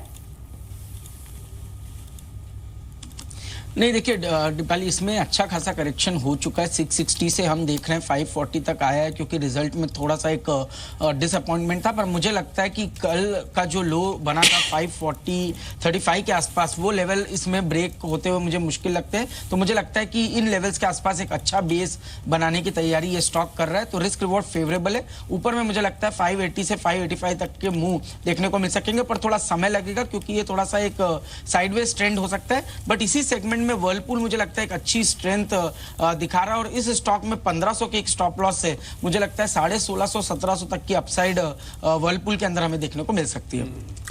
पिछले 1 घंटे में निफ्टी ने कुछ खास किया नहीं। अगर आप आवरली चार्ट निफ्टी का दिखाएंगे तो आपको साफ पता लग जाएगा। इंट्राडे नहीं, आवरली चार्ट अब देखिए बिल्कुल फ्लैट। ये 513 आपको नीचे दिख रहा है, 540 आपको 50 ऊपर आपको दिख रहा हो, यानी कि 20 पॉइंट की रेंज में पूरा 1 घंटा निकल गया। इस बीच SBI के नंबर आए, इस बीच आपने सिम्फनी जैसी मिड कैप कंपनीज के नंबर देख लिए, IOC के नंबर आए जो कि इंडेक्स की ही कंपनी है, लेकिन इस शेयरों में यानी कि इंडेक्स पे किसी तरह का कोई असर नहीं पड़ रहा। तो ये क्लियर कट है कि इंडेक्स अपनी तरह से पूरी तरह से मैनेज हो रहा है। खैर टाटा मोटर्स, बजाज फिनसर्व ने आज काफ़ी हेल्प की, SBI भी आज वेटेज के हिसाब से हेल्प कर रहा है, तो इंडेक्स मैनेज होते हुए दिख रहा है। लेकिन मिड कैप की स्टोरी और बैंक की स्टोरी थोड़ी अलग चल रही है। मिड कैप में भी आज उतना स्ट्रॉन्ग पुल बैक नहीं जितना होना चाहिए। एडवांस डिक्लाइन भी एक बार आपके सामने में रख देता हूं ताकि पूरे बाजार का एक बार पूरा ब्यौरा आपको मिल जाए। 28 शेयर हैं इस समय निफ्टी के जो बढ़कर कामकाज इस समय कर रहे हैं। आगे बढ़ते हैं, कुछ जरा और शेयर्स देखते हैं जो आज आपको तेजी दिखाएंगे। जरा ये हिंडाल्को के अंदर क्या पोजीशंस बन रही है, 3% ऊपर आ चुका है। आशीष जी एक बार जरा हिंडाल्को का चार्ट देखेंगे, हिंडाल्को वेदांता दोनों ही देख लीजिए। दोनों में क्या करना है, क्या इसको रखना है क्या दोनों को? नहीं देखिए, मैं समझता हूँ कि आज एक अच्छा पुल बैक मिला है और इसमें इन स्टॉक से एग्जिट करना चाहिए। मुझे लगता है यहाँ पर पे थोड़ी प्रॉफिट बुकिंग हमें और गहराते हुए देखने को मिल सकती है। एक स्टॉक जो बहुत इंटरेस्टिंग नजर आ रहा है, जिसपे अभी थोड़ी देर पहले बात भी हुई, बट फिर भी मुझे लगता है एक अच्छा बेस बन रहा है, वो है डाबर का, जहां पर पे अच्छा खासा ओपन इंटरेस्ट का एडिशन भी हो रहा है और नीचे से जिस तरह से रिकवरी हो रही है, स्टॉक अपने डेज हाई को क्रॉस करने की तैयारी में है। मुझे लगता है जल्दी इसके अंदर एक शॉर्ट टर्म मूव देखने को मिल सकता है। तो BTST ट्रेड के लिए डाबर काफी पॉइज लग रहा है। 382 के टारगेट्स होंगे, 371 का एक स्टॉप लॉस से BTST ट्रेड इसमें लिया जा सकता है। ठीक है, कल कुछ और कंपनियां हैं जिनके नतीजे आएंगे, उसमें एक है CESC। देख लेते हैं कैसा बिहेव कर रहा है। बहुत ज्यादा एक्शन नहीं है, सिर्फ 0.5% तक की बढ़त दिख रही है। जेट एयरवेज, ये हालांकि आज तो F&O बैन में है, लेकिन नंबर्स कल जारी होंगे जेट एयरवेज के, और उससे ठीक पहले देखें तो 6.5% ऊपर है जेट एयरवेज, 426 के लेवल्स पर। कुणाल, आप कमेंट्स? देखिए, अभी मैं दीपाली जेट एयरवेज के चार्ट को देख रहा था, मुझे लगता है कि एक बॉटम बनता हुआ यहाँ दिख रहा है, जिसकी पुष्टि होगी अगर ये 440 के ऊपर निकला और अगर कल नतीजे जो बाजार के उम्मीदों के हिसाब से आए तो आप इसको 440 के पार जाते हुए दिखेंगे।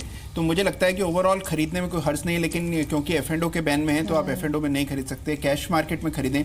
416 का एक स्टॉप लॉस रखना चाहिए। मुझे लगता है 460 तक जाने की इसमें क्षमता दिखती। कुणाल, अभी एक शेयर लिस्ट में आया हुआ है SKF, इसके अंदर एकदम से वॉल्यूम के साथ कुछ खरीदारी आई है, जरा देख के बताएंगे SKF में अंदर अभी करना क्या है? SKF इंडिया, ये बेरिंग बनाने वाली कंपनी है।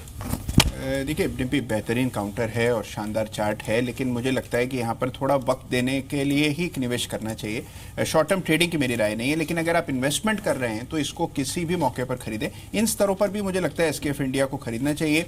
बहुत अग्रेसिव टारगेट्स हैं, लेकिन इसको वक्त देना होगा। वक्त देना पड़ेगा, लेकिन वैसे ठीक है, ये शेयर ठीक है, और आप इसी लेवल्स पे भी आप कह रहे हैं कि इन्वेस्टर को एक बार आ जाना चाहिए, तो ये बेरिंग बना। असल में आज हमने ये सवाल इसलिए पूछा क्योंकि आज ऑटो और ऑटो एंसिलरीज की कंपनीज काफ़ी अच्छा चल रही हैं। SKF इंडिया भी बेरिंग बनाने वाली कंपनी, इंटरनेशनल एक्सपोजर भी रखती है, इसके अंदर अच्छी खरीदारी थी, इसलिए ये शेयर हमने आपके सामने रखा।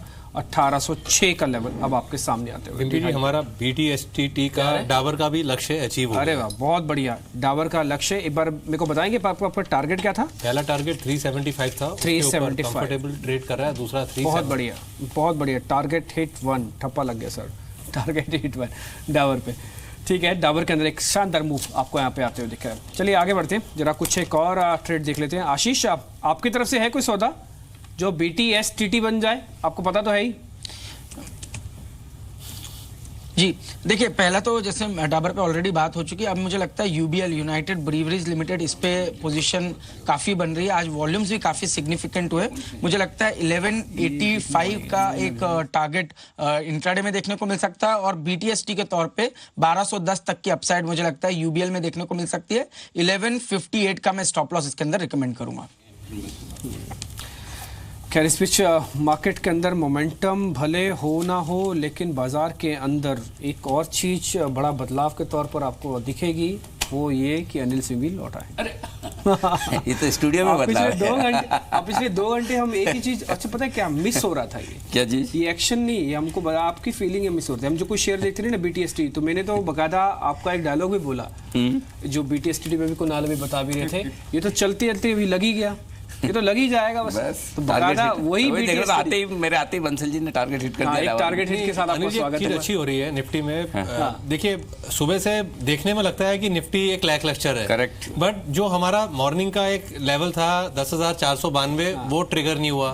फिर 1:30 बजे मैं दीपाली जी के साथ एक शो कर रहा था, तब मैंने एक लेवल दिया था 10,507 का, वो लेवल भी क्रैक नहीं हुआ है। हायर टॉप हायर बॉटम जिसकी हम बात करते हैं वो बन रहा है। और टेक्निकली मुझे लगता है अगर आज टुवर्ड्स क्लोजिंग निफ्टी 10,545 के ऊपर निकलेगा तो एक अच्छा मूव हमें देखने को मिलेगा बाय टुमारो। बस खाली मेरे पीछे एक ही चीज थोड़ी सी सरप्राइजिंग हुई है, वो था नहीं तो PC ज्वेलर्स 15% मिल गया। हाँ, ये बात सही है, ये ना छूट गया, ये बढ़िया। तो 15% बैन में होने के बावजूद 15% ऊपर है। स्ट्रेट सार्कोलैब, तो आज सुबह जो हम बात कर रहे थे, सारे कमजोर क्वालिटी के शेयर आज ज्यादा भाग रहे हैं। स्ट्राइड्स, JP एसोसिएट, बलरामपुर चीनी 8% यहाँ पर तेजी बनती हुई दिख रही है। तो चलिए, आज कम से कम आखिरी आधे घंटे में जब हम जा रहे हैं तो माहौल थोड़ा सा बेहतर होता हुआ दिख रहा है, ठीक होता हुआ दिख रहा है। उम्मीद करें कि 10,550 ऊपर की क्लोजिंग मिल जाए तो क्या कहने, ये बहुत ही बेहतरीन हो सकता है। लेकिन आज वैसे 10,500 का बच जाना, इसका मतलब ये तो बेहतर ही है ना। हाँ, ये इसका बढ़िया है। मतलब हाँ, तो आज सुबह जब हम ये बात कर रहे हैं कि 10,490 का स्टॉप लॉस रखिए, उसके नीचे जाए तो ही टेंशन लेनी है, अदरवाइज खरीदारी करनी चाहिए। लेकिन अच्छी बात ये हुई है डिम्पी के निफ्टी के बजाय ब्रॉडर मार्केट में जो खरीदारी आ रही है वो ज़्यादा काम की है। आइए एक बार आखिरी आधे घंटे में घुसने के पहले हम एक बार थोड़ा यूरोप के बाजार देख लें, अमेरिका के बाजार देख लें, उससे अंदाज़ा लग जाएगा कि आपको किस तरह का माहौल वहाँ पर है। तो वो एक थोड़ा सा आपको अंदाज़ा लगेगा कि देखिए यूरोप में काम ठीक ठाक सा हो रहा है, थोड़े से हरे निशान में है, बहुत तेज़ी भी नहीं है, बहुत मंदी भी नहीं है। अमेरिका की फ्यूचर्स देख लीजिए तो उससे अंदाज़ा लगेगा कि रात को अमेरिका में किस तरह से कारोबार होगा। तो मजबूती है, 50 पॉइंट ऊपर ही अमेरिका के बाजार आपको इस वक्त नजर आएंगे। आज पुल बैक का दिन है। एक एनसीसी ने भी बहुत स्ट्रॉन्ग पुल बैक दिखाया, आज 8% ऊपर है। अभी उस लेवल पे आ गया जहाँ इसका 200 डेमा है, इसलिए इसकी इंपॉर्टेंट है। इसलिए कुणाल जरा आप मेरे को बताइए, ये अभी और चलेगा या फिर वापस आने वाला है? देखिए, जिस तरह का स्ट्रक्चर है इसका डिम्पी, मुझे लगता है कि बिल्कुल एक पुल बैक शार्प आया है और पुल बैक एक्सटेंड कर सकता है। 110 माफ कीजिए, ये बहुत इंपॉर्टेंट लेवल है और 110 अगर ये पार करेगा तो देखिए इसमें दोबारा से तेजी बनने की संभावना है। तो अगर आप इसमें खरीदने का एक अच्छा मौका खोज रहे हैं तो मुझे लगता है 110 के ऊपर खरीदने बेहतर रहेगा। 110 के ऊपर एक बार वापस खरीद लीजिए। ठीक है, अभी 106 है, 4 रुपये वाले गैप को छोड़ देंगे, तब ज़्यादा रिस्क भी आपका कम हो जाएगा, ये मैनेज हो जाएगा।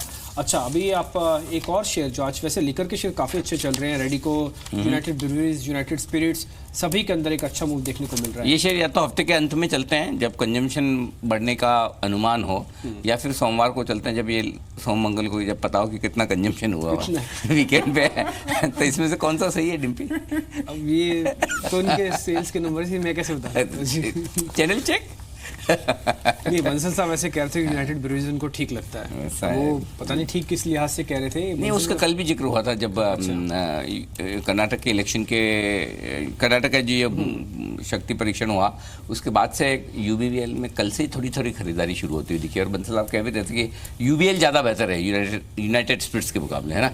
क्या टारगेट्स क्या दिए आपने?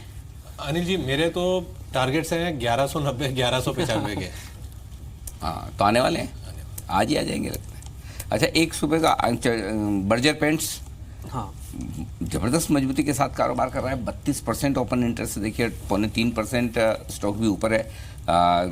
यहाँ पर आपका सुबह भी बाय कॉल था बंसल जी, तो तेजी का व्यू बरकरार है? बिल्कुल बरकरार है और ओवरनाइट अनिल जी कैरी करना चाहिए। इस स्टॉक में 297 के जो मॉर्निंग में लक्ष्य दिए थे वो लक्ष्य मुझे लगता है अचीव होंगे। एक्सट्रीमली स्ट्रॉन्ग टेक्निकल स्ट्रक्चर है यहाँ पर। ठीक है, इसके अलावा पीसी ज्वेलर्स के अलावा वैसे आज पुल बैक के दिन में ना जेपी एसोसिएट्स का भी दिन है, आज 10% बेचारा ऊपर आ गया। डीसीएम श्रीराम, ये शेयर भी आज करीब 16 रुपये ऊपर आके कामकाज कर रहा है। एक बार एक कैश का शेयर है कुणाल, जरा आप चेक करेंगे, डीसीएम श्रीराम 275 अभी चल रहा है। देखिए, बहुत ही डिसअपॉइंटिंग चार्ट है इसका अगर आप ओवरऑल देखें डिम्पी, क्योंकि कई बार हम उम्मीद करते हैं कि इससे एक आउट परफॉर्मेंस देखने को मिलेगी। लेकिन एक सिल्वर लाइनिंग है कि इन स्तरों पर एक बेस बन रहा है, वॉल्यूम एडिशन भी निचले स्तरों पर बहुत अच्छा हुआ है। अगर इसमें ब्रेकआउट आया 285 के ऊपर तो मुझे लगता है एक बार के लिए पुल बैक इसको 340 तक ले जाएगा। तो अगर आप शॉर्ट टर्म ट्रेडर हैं तो इसको 280 के ऊपर खरीदें और 340 टारगेट। लेकिन अनिल जी, एक और चीज़ है, आज का 10,500 को बचाना, कल का भी 10,500 का बच जाना, ये सारी चीजें ये कहता है कि एवरेज करने का भी सही समय है, क्योंकि 800 वाले 700 वाले फंसे हैं। नहीं, देखो इसमें ऐसा है कि सवाल तो गलत नहीं है। बहुत खुश होने की जरूरत नहीं है अभी तक। ऐसा कुछ नहीं हुआ मार्केट में जिससे ये मतलब लगे कि सब कुछ ठीक हो गया, जितना गिरना था गिर गए, वापस हम तेज दौड़ लगाने लगेंगे। ये सिर्फ सिंपल है, जो एक फॉर्मूला होता है ना कि आपका पुट कॉल रेशियो कहाँ आया है, 40 बेसिस पॉइंट गिरा है, लगभग 1.66 1.68 से 1.28। 40 बेसिस पॉइंट एक हफ्ते में आपका पुट कॉल रेशियो नीचे आ गया। किन लेवल पर आ गया? ये वो लेवल है जहाँ पर हाईएस्ट ओपन इंटरेस्ट है पुट में, वो कि 10,500, जो कि कल के हिसाब से देखें तो लगभग 54 लाख शेयरों का था। तो ये दोनों कॉम्बिनेशन, और विक्स थोड़ा बढ़ा हुआ है निचले स्तरों से, 12.5 12.25 से विक्स बढ़कर ऊपर आ गया। तो हाँ, तो ये 14.5 के आसपास, तो ये तीनों कॉम्बिनेशन ये बता रहा है कि यहाँ आपको शॉर्ट कवर करनी चाहिए। और अगर आप एक रिस्क लेने वाले ट्रेडर हैं तो चुनिंदा तेजी की पोजीशन बना सकते हैं, लेकिन ये सोच के कि पूरा सब कुछ मामला ठीक हो गया, जितना निफ्टी को करेक्शन देना था दे दिया, अब सिर्फ और सिर्फ तेजी होगी, भागेंगे, उसके लिए थोड़ा इंतजार करना पड़ेगा। वो 10,625 10,650 के ऊपर जब निफ्टी क्लोज होगा तब ये आप मान के चलिए कि नहीं 10,500 पे बॉटम बन गया, क्योंकि वो बॉटम बना या नहीं बना उसके लिए पीछे देखना पड़ता है। और पीछे देखने का वक्त अभी 100-125 पॉइंट दूर है, 100 पॉइंट कम से कम दूर है यहाँ से। ठीक है, वैसे आज 10,500 के कॉल पुट दोनों ही टूट रही है ना ही, मतलब जिसे हम आशीष से भी पूछ रहे थे थोड़ी देर पहले, ये पूरी रस्साकशी चल रही है कि 10,500 को कौन इस पे हावी होता है। ये तो खैर आंकड़े में आपको दिख रहे हैं। खैर इस बीच कुछ एक और शेयर्स जहाँ पे मजबूती है, डॉक्टर रेड्डीज के नंबर आया, अभी करीब 6% ऊपर आ चुका है। नंबर्स के बाद मैनेजमेंट की कमेंट्री आई, ज़्यादा अच्छी थी, डी हाई पे है और ये 2000 के ऊपर आ गया। थोड़ी देर पहले हम आशीष से बात भी कर रहे थे इसके बारे में कि 2000 के नीचे वैसे भी थोड़ा सस्ता ही लगता है ये।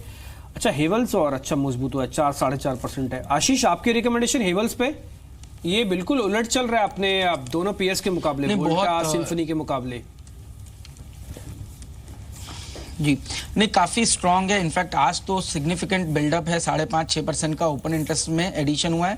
और जिस तरह से आज रिकवरी हुई है, इसने पिछले 4 दिनों के हाई को क्रॉस किया है, जो कि अपने आप में काफ़ी अच्छा साइन है। मुझे लगता है 570 तक का अपसाइड हेवल्स के अंदर में देखने को मिल सकता है और नीचे में मुझे लगता है 542-43 के आसपास का एक स्टॉप लॉस रखकर लॉन्ग पोजीशन हेवल्स में बनाई जा सकती है। इस बीच आज थोड़ा पुल बैक हमको आइडिया के अंदर में मिल रहा है। खैर आइडिया को छोड़ देते हैं क्योंकि पुल बैक पे कितना कंफर्म होगा नहीं होगा। राकेश, आप कह रहे थे कोल इंडिया, आप मेरे को याद है 1-1:30 बजे आपकी कॉल थी, ये 280 के आसपास तो आ गया। अभी थोड़ा प्रॉफिट बुक करना चाहिए या फिर अभी लेके जाएं सौदे को? नहीं, डिम्पी कैरी करना चाहिए। कंजर्वेटिव भी हो तो 284-285 के लेवल्स इजीली मुमकिन लगते हैं। ठीक है, 284 आप कह रहे हैं कि पर लेवल है। ठीक है, ट्रेलिंग स्टॉप लॉस बढ़ाएं क्या आप? सुबह आप कह रहे थे कि इसमें 267 का था स्टॉप लॉस कुछ। हाँ डिम्पी, देखिए यहाँ पर 271 का एक ट्रेलिंग स्टॉप लॉस है जो दोपहर को भी शेयर किया था। ठीक है, 271 हो गया ये स्टॉप लॉस और 284 का आप यहाँ पर टारगेट दे रहे हैं, इस चीज़ पे ध्यान रखें। तो कोल इंडिया मेरे ख्याल से 30 तारीख को रिजल्ट है, जहाँ तक मेरा ख्याल है ना, 30 तारीख को ना रिजल्ट के पहले अच्छी खरीदारी हो रही है, थोड़ा मजबूती दिखा रहा है, अच्छा है। बहुत लोगों को छूटने का मौका मिलेगा, थोड़ा ऊपर आएगा तो, है ना, तो आना ही चाहिए। बढ़िया 250, 95, 300 तक अगर आए तो बहुत बेहतर होगा ये इस स्टॉक के लिए। एक और स्टॉक जिसका सुबह जिक्र कर रहे थे, बजाज फाइनेंस, और पूरा बजाज ग्रुप बड़ा एक्शन में है। बजाज ऑटो भी है, बजाज ऑटो भी है। तो आशीष जी से पूछा जाए, आशीष जी इन तीनों में से बजाज ऑटो, फाइनेंस, फिनसर्व, इनमें से अभी भी किसी में गुंजाइश बची है फ्रेश तेजी करने की, या थोड़ा अब कल का इंतजार करना ठीक रहेगा? देखिए जी, पोजिशनली तो बहुत तेजी बाकी है। अगर से शॉर्ट टर्म का नजरिया है तो शायद 1-2 दिन थोड़ा पुल बैक, अगर से प्रॉफिट बुकिंग हो तो उसमें एंटर करना चाहिए, क्योंकि फिनसर्व मुझे बहुत इंटरेस्टिंग लगता है। उसका रीजन मैं आपको बताता हूं। सितंबर 2017 में इसका प्राइस हुआ था 5800 के आसपास, और उसके बाद ऑलमोस्ट मई 2018, मतलब मोटा मोटी 1.5 साल के बाद ये ब्रेकआउट ऑल टाइम हाइस पे हुआ है। और इस बार जो ब्रेकआउट हुआ है वो बहुत बड़े वॉल्यूम से हुआ है एज कंपेयर टू सितंबर 2017 के वॉल्यूम्स के लिहाज से। और रिजल्ट्स हम देख रहे हैं काफी अच्छे आए बजाज फाइनेंस और फिनसर्व दोनों की। तो पोजिशनली मेरा मानना है फिनसर्व 63-6400 के लेवल्स छू सकता है। और अगर से आप पोजिशनल ट्रेडर है तो इसको मौजूदा स्तरों पे भी खरीद सकते हैं, और 5800 तक कोई डिप आती तो वहां पर पे इसमें अगर से आप पोजीशन को एवरेज करते हैं तो मुझे लगता है काफी अच्छा रिस्क रिवॉर्ड स्ट्रेट में बन जाएगा। और स्टॉप लॉस मैं समझता हूँ 5750 के आसपास आपको रखना होगा। इस बीच कुछ एक और शेयर्स जहाँ पे अच्छा मूव देखने को मिला, एक्चुअली इनकी क्लोजिंग अच्छी मिले ना, वो भी इंपॉर्टेंट है। उसमें एक IDFC भी आप देख सकते हैं, ये 2-2.5% ये भी ऊपर है। एक श्रीराम ट्रांसपोर्ट फाइनेंस, काफ़ी दिनों बाद इसमें आज फ्रेश बाइंग देखने को मिल रही है, 2.5% ये शेयर भी ऊपर है। कुणाल एक बार जरा देखेंगे श्रीराम ट्रांसपोर्ट फाइनेंस, 1443 का भाव। देखिए डिब्बे चार्ट तो ठीक है, लेकिन इसमें देखिए एक उलझन ये है कि एक रेजिस्टेंस है जो कि बिल्कुल सामने नजर आ रही है, और ये रेजिस्टेंस है 1460 पर। मौजूदा भाव है 1445 के आसपास। तो मुझे लगता है एक बार 1460 को ये पार कर ले तब इसमें खरीद के राय दें, और फिर ये 1515 तक चला जाएगा, लेकिन 1460 के ऊपर ही खरीदने की राय है। 1460, 1% और बढ़ जाए उसके बाद देखेंगे, ठीक बात है। ब्रिटानिया, ये को स्टॉक है 1.5% मजबूत होता हुआ दिख रहा है। आशीष जी जरा देखिए इसके डेटा, ओपन इंटरेस्ट में हल्की बढ़त है, बहुत ज़्यादा तो नहीं, लेकिन थोड़ा थोड़ा मजबूत होने की कोशिश कर रहा है ये शेयर। कुछ खास दिख रहा है या छोड़ दें? नहीं अनिल जी, खास है, क्योंकि रिजल्ट की कमेंट्री के बाद काफ़ी अच्छा इंटरेस्ट इसमें भी देखने को मिला है। हालांकि ओपन इंटरेस्ट के लिहाज से आप देखेंगे तो अभी सिर्फ 2% ही ओपन इंटरेस्ट में एडिशन हुआ है, बट जिस तरह का ये पैटर्न है उसमें मुझे लगता है कि मूवमेंट ऊपर की तरफ आने की पूरी संभावना है। और इमीडिएट टारगेट मुझे लगता है 5700 तक देखने को मिल सकते हैं, जो कि 100 रुपये की अपसाइड मौजूदा स्तरों से बनती है। और डाउन साइड में मुझे लगता है 55-68 के आसपास का एक स्टॉप लॉस रख के लॉन्ग पोजिशन ब्रिटानिया में बनाई जा सकती है। आज जैसे एक और शेयर था बॉश, जिसके नंबर दोपहर में आए, नंबर्स ठीक ही थे, इतने खराब भी नहीं थे, लेकिन उसके बाद एक डिप आपको सडन डिप दिखा। एक बीच में आप जब लाइन देख पा रहे हैं ना, यहाँ पे 13 लिखा हुआ है, ये 1 बजे का समय है, उस समय नंबर आए थे, सडन डिप आया और उसके बाद ये शेयर वापस अपनी गति को पकड़ते हुए 517 रुपये आज तेज होकर डे हाई पे अब एक क्लोजिंग दे रहा है। नंबर उतने भी खराब नहीं थे, उस समय हमने आपके सामने बात रखी भी थी। क्या बॉश को BTST किया जा सकता है राकेश जी? आप भी थे उस समय मेरे साथ शो में, आप कह भी रहे थे कि हाँ स्ट्रक्चर इसका ठीक है, एक रेंज में नीचे में अच्छा सपोर्ट लेके आया है, सपोर्ट्स को इंट्राडे में इसने वॉयलेट भी करा है, बट टेक्निकली स्टॉक ऊपर में 18,400 18,450 तक डिम्पी रैली ले सकता है। ओके 18,400, लेकिन वहाँ इसमें ट्रेडिंग करना थोड़ा बड़ा वाला है, करना मुश्किल है, तो छोटा वाला ढूंढे।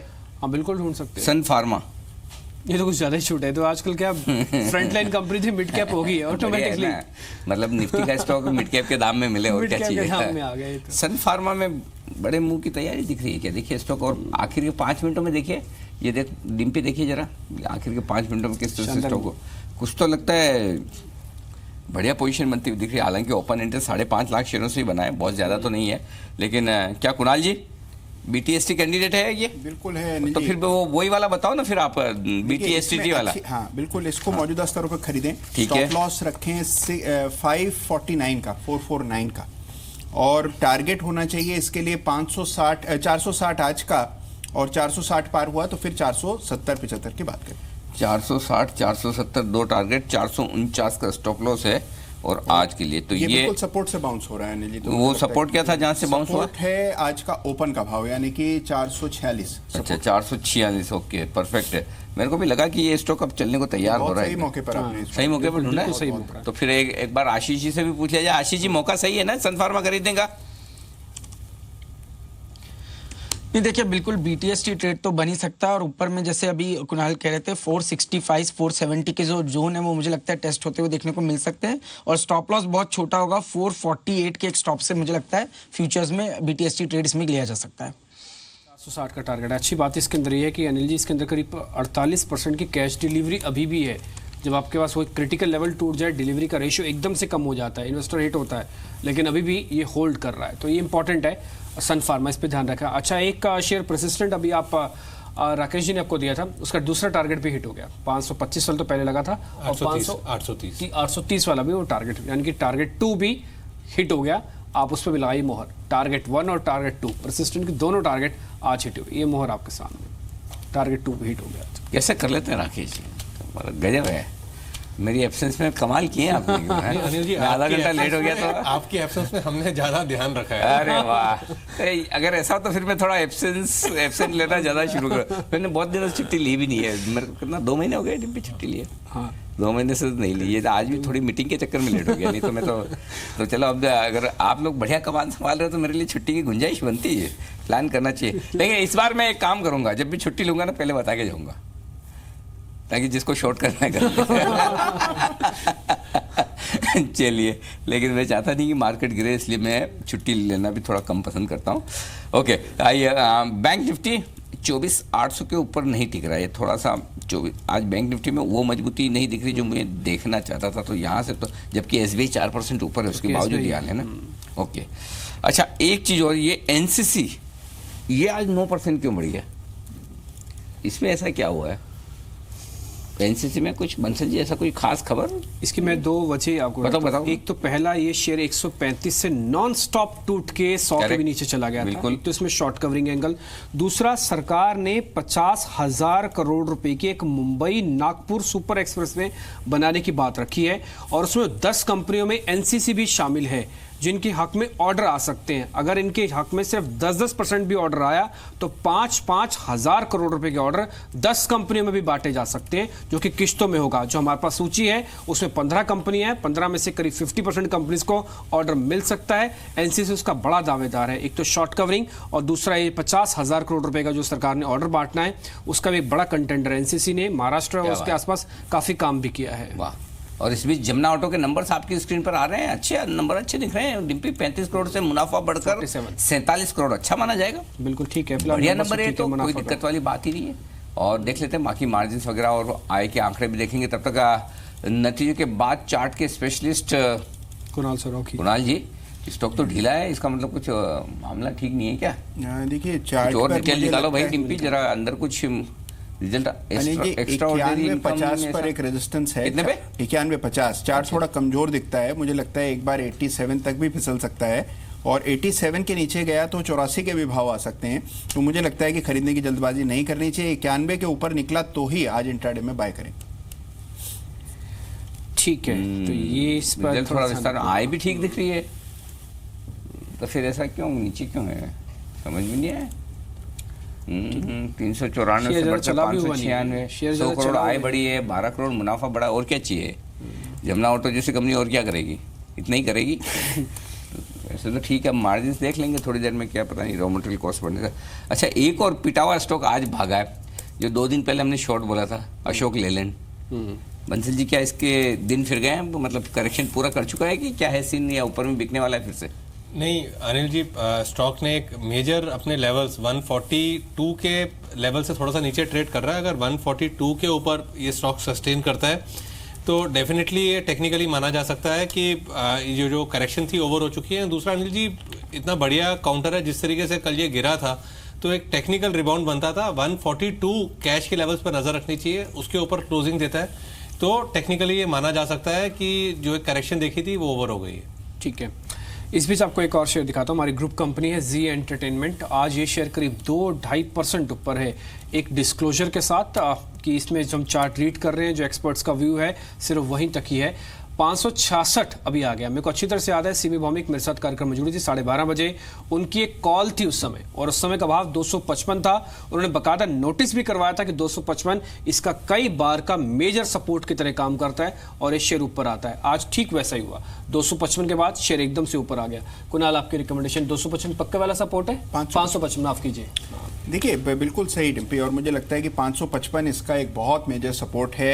एक रेंज में ट्रेड कर रहा है, रेंज के निचले स्तरों से एक बहुत ही क्लियर ब्रेकआउट बाउंस आता हुआ दिख रहा है, और अगर ये रेंज के अपर एंड तक जाता है तो फिर 600 के लेवल्स इसमें आ सकते हैं। तो मुझे लगता है इन स्तरों पर खरीदने में हर्ज नहीं। एक स्टॉप लॉस आज के डे ओपन पर रखें, यानी कि भाई 555 के आसपास स्टॉप लॉस रखें, और मुझे लगता है 580 पहला टारगेट होना चाहिए। 580 तक के टारगेट के लिए धीरे धीरे डिस्क्लोजर मैंने दे दिया ऑलरेडी, वॉइस में भी और वीडियो में भी, बहुत आप वो चला के दिखा दिया, मैंने बोल भी दिया। डिम्पी का काम पक्का है एकदम भाई, डिस्क्लेमर। हाँ। अच्छा, एक और चीज़ ये है भाई, आप सन फार्मा कह रहे थे ना, सन फार्मा है नोटिस अभी इसमें एक अच्छी खासी वापस से वॉल्यूम भी आता हुआ दिख रहा है। ये उस समय मेरे को नोटिस नहीं हो रहा था, लेकिन अभी मैंने देखा ये शेयर अब ये कल का BTST पक्के वाला सौदा बन सकता है। इस पर ज़रूर ध्यान रखिए। ये 554 एक बार आशीष, एक बार वापस से आप मेरे को जरा स्टडी करके बताएं, इसका एक बार टारगेट आप वापस दीजिए। नहीं, मैंने कहा था कि 465 से 470 तक के जो लेवल्स है वो इस स्टॉक में आते हुए देखने को मिल सकते हैं, क्योंकि वॉल्यूम्स काफ़ी अच्छे हुए हैं, और स्टॉप लॉस जो है वो 450 के आसपास रख के मुझे लगता है ये एक अच्छा BTST ट्रेड हो सकता है। 450 और 470 आपके सामने ही है। 4 रुपये का सिर्फ स्टॉप लॉस है, और कम से कम 15 रुपये यहाँ से और चलने की गुंजाइश बनती है सन फार्मा में। ध्यान रखें, फार्मा का शेयर है, यहाँ पे अच्छा मूव आ सकता है। अनिल जी, एक चीज़ बड़ी अच्छी नज़र आ रही है, जो एक आप करते ना शो, ये शेयर चलता क्यों नहीं है। हाँ। मेरे ख्याल से इसमें सुमित ने 8K माइल्स को कवर किया था कल। ना कुछ करा था कि इसके प्रोमोटर्स कंटिन्यूसली स्टॉक हाँ, वो तो किसी और सेगमेंट में कवर करा था, वो अलग में कवर हुआ था। बट वो स्टॉक आज अपर सर्किट पर है, लग गया सर्किट लग गया। हाँ, 20% वो का। कल ये गिरता रहा था। हम ये बता रहे थे कि ये शेयर क्यों गिर रहा है, वो बताया था हमने। और वो उसमें ये गिरने की वजह ये थी कि पिछले 4 तिमाहियों से इसके प्रोमोटर की होल्डिंग धीमे धीमे कम होकर आ रही थी। ये सुमित ने कल बताया था, और देखो आज कम से कम कुछ लोगों का उद्धार हुआ होगा। 20% है ना, 20%, 105 रुपये। ये इसका नाम अलग है। ये शेयर चलता है क्यों नहीं? अरे इस शेयर में क्या हुआ, इस शेयर में क्या हुआ? क्योंकि कई बार क्या होता है आपको पता नहीं होता कि अरे ये क्यों भाग गया, तो हमने कहा यही नाम रख लो इसका, अरे इस शेयर में क्या हुआ। लेकिन सर्किट लग गया है, क्योंकि अब हम में से 4 में से किसी को पता था कि ये शेयर क्यों गिरा था? नहीं पता था। नहीं अनिल जी, मैं इसको क्लोजली ट्रैक कर रहा हूँ, और आपको तो सब पता है। DSP ब्लैक रॉक जो है ना, वो कंटिन्यू। हाँ, इसमें ब्लैक रॉक ने बहुत शुरू से खरीदा इसको, इस स्टॉक में उनकी बड़ी हिस्सेदारी है, और वो स्मॉल कैप्स में अच्छे शेयर। जो अनूप माहेश्वरी हैं जो फंड मैनेजर, मैं बहुत अच्छे से जानता हूँ उनको, और वो बड़े गजब के स्टॉक पिकर हैं। तो उन्होंने सबसे पहले आइडेंटिफाई किया था। तो पहले हम सोचते हैं ये क्या ले रहे हैं 8K माइल्स, फिर बाद में समझ आया कि DSP ले रहा है, मतलब कंपनी तो अच्छी होगी। DSP ऐसे तो लेगी नहीं कोई स्टॉक को। तो फिर कल जब सुमित ने कवर किया, आप देखिए 20% ऊपर है। वाह, क्या कहने, बहुत ही बढ़िया। आज स्ट्राइड शासन के भी ऐसा लग रहा है दिन से फिर गए हैं, अभी भी 15% ऊपर है, 391 पे चल रहा है। तो जिनके भी दर्द होगा स्ट्राइड शासन के लॉट से, आज उनका दर्द थोड़ा कम हुआ है। अगर कटा नहीं तो मार्जिन की दिक्कत तो आई होगी पक्का, जिनके नहीं कटे उनका तो कम से कम अब बच जाएगा सौदा। क्या एक बार ये रिलीफ लैरी को इस्तेमाल करते हुए कुणाल जी से बाहर आ जाए स्ट्राइड शासन स्टार से? मुझे लगता है कि ये रिलीफ रैली कुछ एक्सटेंड करेगी डिम्पी, तो मुझे लगता है कि अगर अभी तक आप फंसे हुए हैं, नहीं निकल पाए हैं, तो होल्ड कर लीजिए। हो सकता है कि एक बार 400 के भी पार निकल जाए और 425 के आसपास अगर आता है तो वो ऑप्टिमम लेवल होगा निकलने का, मौजूदा स्तरों पर बने रहने के है। ओके, अच्छा एक और स्टॉक जहां पर कल एक्शन होना चाहिए, इसलिए देखिए पता करें कि आज ही इसमें एक्शन की तैयारी की है। CESC कलकत्ता इलेक्ट्रिसिटी, कल आने वाले हैं रिजल्ट के पहले 1% स्टॉक मजबूत है। सुबह 1000 तक गया था नीचे में, आज 1020 के आसपास आया। आशीष जी, रिजल्ट के पहले कोई मौका है खरीदारी का? CSC में थोड़ा स्टॉक मजबूत तो हो रहा है। देखिए अनिल जी, कल का लो भी नहीं टूटा है और आज कहीं ना कहीं पोजीशन इसमें बिल्डअप होते हुए नजर आ रही है। मुझे लगता है आज कल का जो हाई था वो था 1030 का, जैसे ही वो लेवल इस स्टॉक में क्रॉस होंगे अच्छी शॉर्ट कवरिंग एक्सपेक्ट कर सकते हैं। तो मुझे लगता है 1030 के ऊपर बाय करना चाहिए और तब 1055 से 1060 तक का मूव CSC में देखने को मिलेगा और उस समय पे मैं समझता हूँ 1015 के एक स्टॉप लॉस से लॉन्ग पोजीशन बनाई जा सकती है। तो कुणाल, आपको भी लग रहा है रिजल्ट है और अगर चार्ट में दम है तो फिर BTST के लिहाज से इसको 1040 1050 मिल सकता है कल सुबह? देखिए संभावना पूरी है ना, जिस तरह का स्ट्रक्चर है। मुझे लगता है कि देखिए एक तो आज का लो जो है वो काफ़ी क्रिटिकल लेवल है और वहीं से बाउंस आया है, तो मुझे लगता है कि 1040 जो स्तर आप बता रहे हैं बिल्कुल वही टेक्निकल टारगेट होना चाहिए। 1038 कर लीजिए उसको फ्यूचर्स में, तो 1038 के टारगेट से बाय करना चाहिए। इस सिम्फनी के भी नंबर आए थे, नंबर बेहद खराब थे, प्रॉफिट भी खराब आया, उनकी सेल्स भी खराब आई और उस समय शेयर करीब 6-7% नीचे था जब हमने स्कोर किया। अब ये शेयर करीब 12% नीचे, 200 रुपया टूट गया। और उस समय राकेश जी से हमने बकायदा पूछा भी था कि अगर आप सिम्फनी का कूलर लेंगे या अनऑर्गेनाइज्ड मार्केट से जाके कोई अच्छा कूलर बनवाएंगे, तो उन्होंने कहा कि मैं तो क्रॉम्पटन का एग्जॉस्ट लगवा के कूलर बनवा लूंगा, सिम्फनी नहीं लूंगा। क्यों ऐसा? राकेश जी ने क्यों ऐसा? देखिए जो रूम शेयर नहीं है इसलिए आपके पास नहीं, रूम कूलर में ना वो फील नहीं आता है जो रूम कूलर में, जो डेजर्ट कूलर्स में आता है। और फिर जो दोनों में फर्क क्या है? अनिल जी, रूम कूलर तो अंदर रहता है, उसमें वो कूलिंग नहीं आती है, उसमें खाली हवा आती है। उसमें बेसिकली वो प्लास्टिक का एक खिलौना टाइप होता है और डेजर्ट कूलर वो बाहर खिड़की पे जो लगता है, बड़ा वाला कूलर आप बनवाएं, उसमें महंगा बनता है, वो ऐसा नहीं कि सस्ता बनता है। एक दिन बंसल जी के घर चलते हैं हम, लंच पे, ब्रेकफास्ट पे, कभी डिनर पे, तो पता चलेगा कैसा। हम ऐसे आके देखेंगे, ऐसे पता नहीं चल रहा है। अच्छा, एक और स्टॉक जिसपे चर्चा की जाए, कल रिजल्ट आने वाला, रिजल्ट आने के पहले मजबूत होता दिख रहा है, जेन इरिगेशन। ये स्टॉक लाइए जरा आपके सामने। जेन इरिगेशन का स्टॉक देखिए, वाओ 3% बढ़ा है, ये तो इंटरेस्टिंग हो रहा है। कोई कल रिजल्ट के पहले आखिरी 15 मिनटों में, ऐसा रिजल्ट के पहले आखिरी 15 मिनटों में कौन खरीदता है कुणाल जी? जिसको पता होता वही खरीदता होगा। पता है अपेक्षा जिसको है, हाँ, या तो उम्मीद, मतलब जिसको पता है या जिसको उम्मीद है कि रिजल्ट अच्छा आएंगे। देखिए अनिल जी, अभी इसका कोई कंफर्मेशन चार्ट पे नहीं दिख रहा है। इसके ऊपर आएगा क्योंकि मैं इसलिए मैंने देखा, मुझे ऐसा लगता है कि एक बार 103.50 का लेवल निकल जाए तब खरीदें तो बहुत अच्छा ट्रेड बनेगा। तब मुझे लगता है 108 तक चला जाएगा, लेकिन 103.50 के ऊपर खरीदना ज्यादा बेहतर है इस तरह, क्योंकि चार्ट बहुत कमजोर है। 103.50 के ऊपर फिर क्या स्टॉप लॉस और क्या टारगेट होना चाहिए? 103.50 के ऊपर खरीदें तो स्टॉप लॉस मौजूदा भाव पे 102 पर रखें और टारगेट 108 का बनता है। तो ये आशीष जी को भी पूछा जाए, क्योंकि वो आशीष जी कई बार जेन इरिगेशन में ट्रेडिंग की राय दे चुके हैं, तो बड़ी पकड़ गहरी रखते हैं। आशीष जी बताइए। जी अनिल जी, देखिए अभी भी बहुत क्रिटिकल सपोर्ट से रिकवर हुआ है जो कि 100 रुपए के आसपास है। तो मैं तो समझता हूँ 100 रुपया अगर से स्टॉक में होल्ड हुआ तो शायद 108 तक की जगह इस स्टॉक में बनेगी। पर इसको प्ले करने का तरीका इस बार मैं समझता हूँ ऑप्शन से होना चाहिए रेदर देन फ्यूचर्स से। तो 105 की कॉल ऑप्शन इसमें मैं रिकमेंड करूंगा। और एक स्टॉक जो मुझे BTST के लिए काफी अच्छा नजर आ रहा है वो है इन्फोसिस का। 5% का ओपन इंटरेस्ट में एडिशन है और आज जो वॉल्यूम है वो कल के वॉल्यूम से ऑलमोस्ट 50% हायर हो चुके हैं। तो ये क्लियर इंडिकेशन है कि इन्फोसिस एक अच्छा BTST ट्रेड हो सकता है। 1185 का स्टॉप लॉस होगा और मुझे लगता है 1225 तक की अपसाइड इन्फोसिस में 1 से 2 दिनों में देखने को मिल सकती है।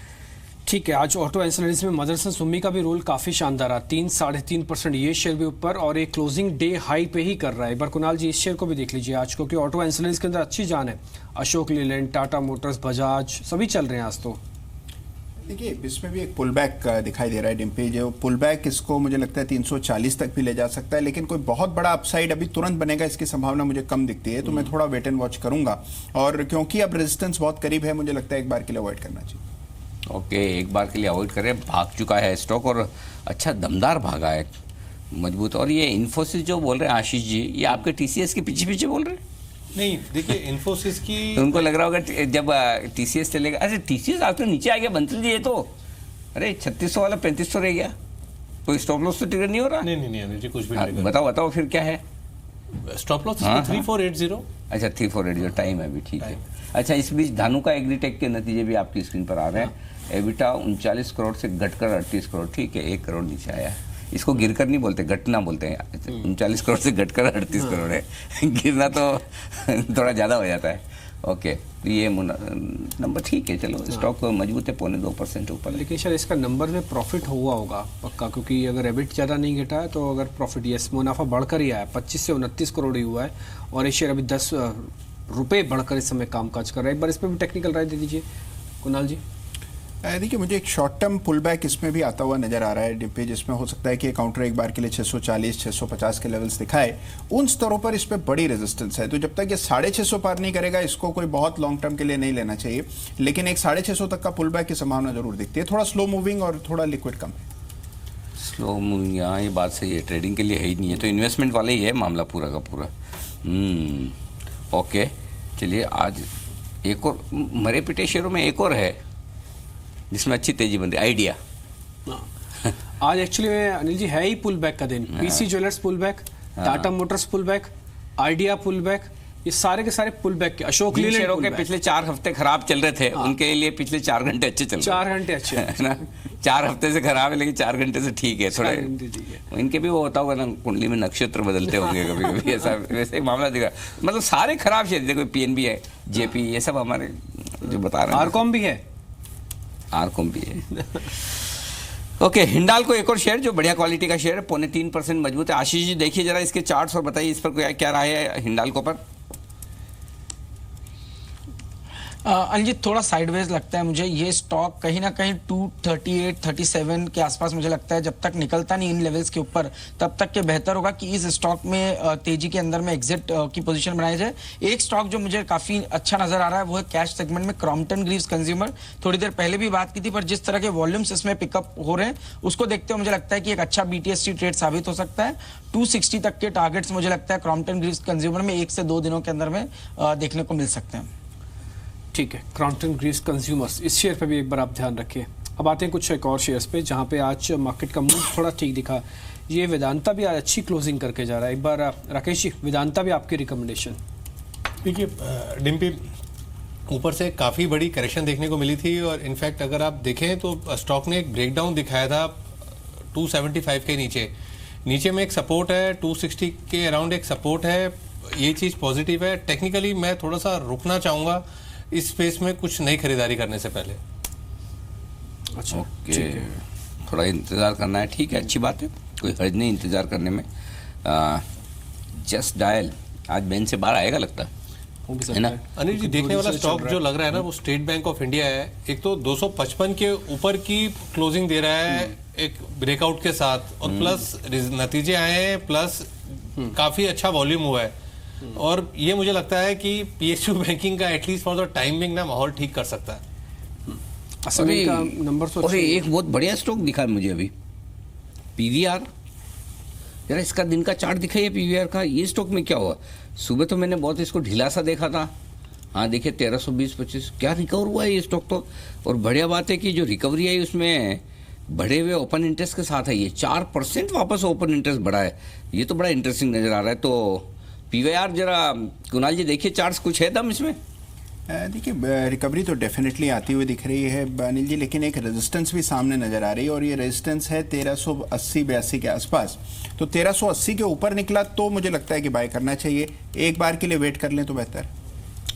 ठीक है, एक बार के लिए आप इसमें वेट भी कर सकते हैं। खैर शेयर बाजार मार्केट इसमें बंद हो रहा है, लेकिन अच्छी चीज़ ये है कि 500 को लेवल को आज भी मार्केट ने किसी तरह से बचाया है। सरकारी बैंकों का खेमा आज ठीक है। एक चलते एक शेयर और जरा बार बार नज़रों में आ रहा है, वो जरा समझ लेते हैं उसमें क्या करना चाहिए। वो है बजाज ऑटो, ये 3% ऊपर है। क्या कुणाल जी जरा जल्दी से बताइए, प्रॉफिट बुक करके जाएं या फिर कल के लिए भी लेके जाएं बजाज ऑटो? देखिए, लेके जाना चाहिए डिम्पी। मुझे लगता है कि स्ट्रक्चर काफ़ी मजबूत है और निचले स्तरों से अच्छा पुल बैक आते हुए दिख रहा है, तो मुझे लगता है 2900 तक ये चला जाएगा। तो जिनके पास है आज भी लेके जाएं, तो कोई हर्ज नहीं है। स्टॉप लॉस 2775 पर रखना होगा। आज निफ्टी में भी मरे पिटे हुए दिनों का स्टॉक्स का ही दिन है। देखिए डॉक्टर रेड्डीज इतने दिनों से तबीयत खराब थी, आज रिजल्ट के बाद 6% भागा। SBI 5% ऊपर आया है। टाटा मोटर्स 4% ऊपर है, सबसे ढीला स्टॉक हो गया शायद ये निफ्टी का, आज 4%। तो ये सन फार्मा, ये सब पिटे हुए। इवन कोल इंडिया देख लो, कभी नहीं चलता, जो आज 3% चला है।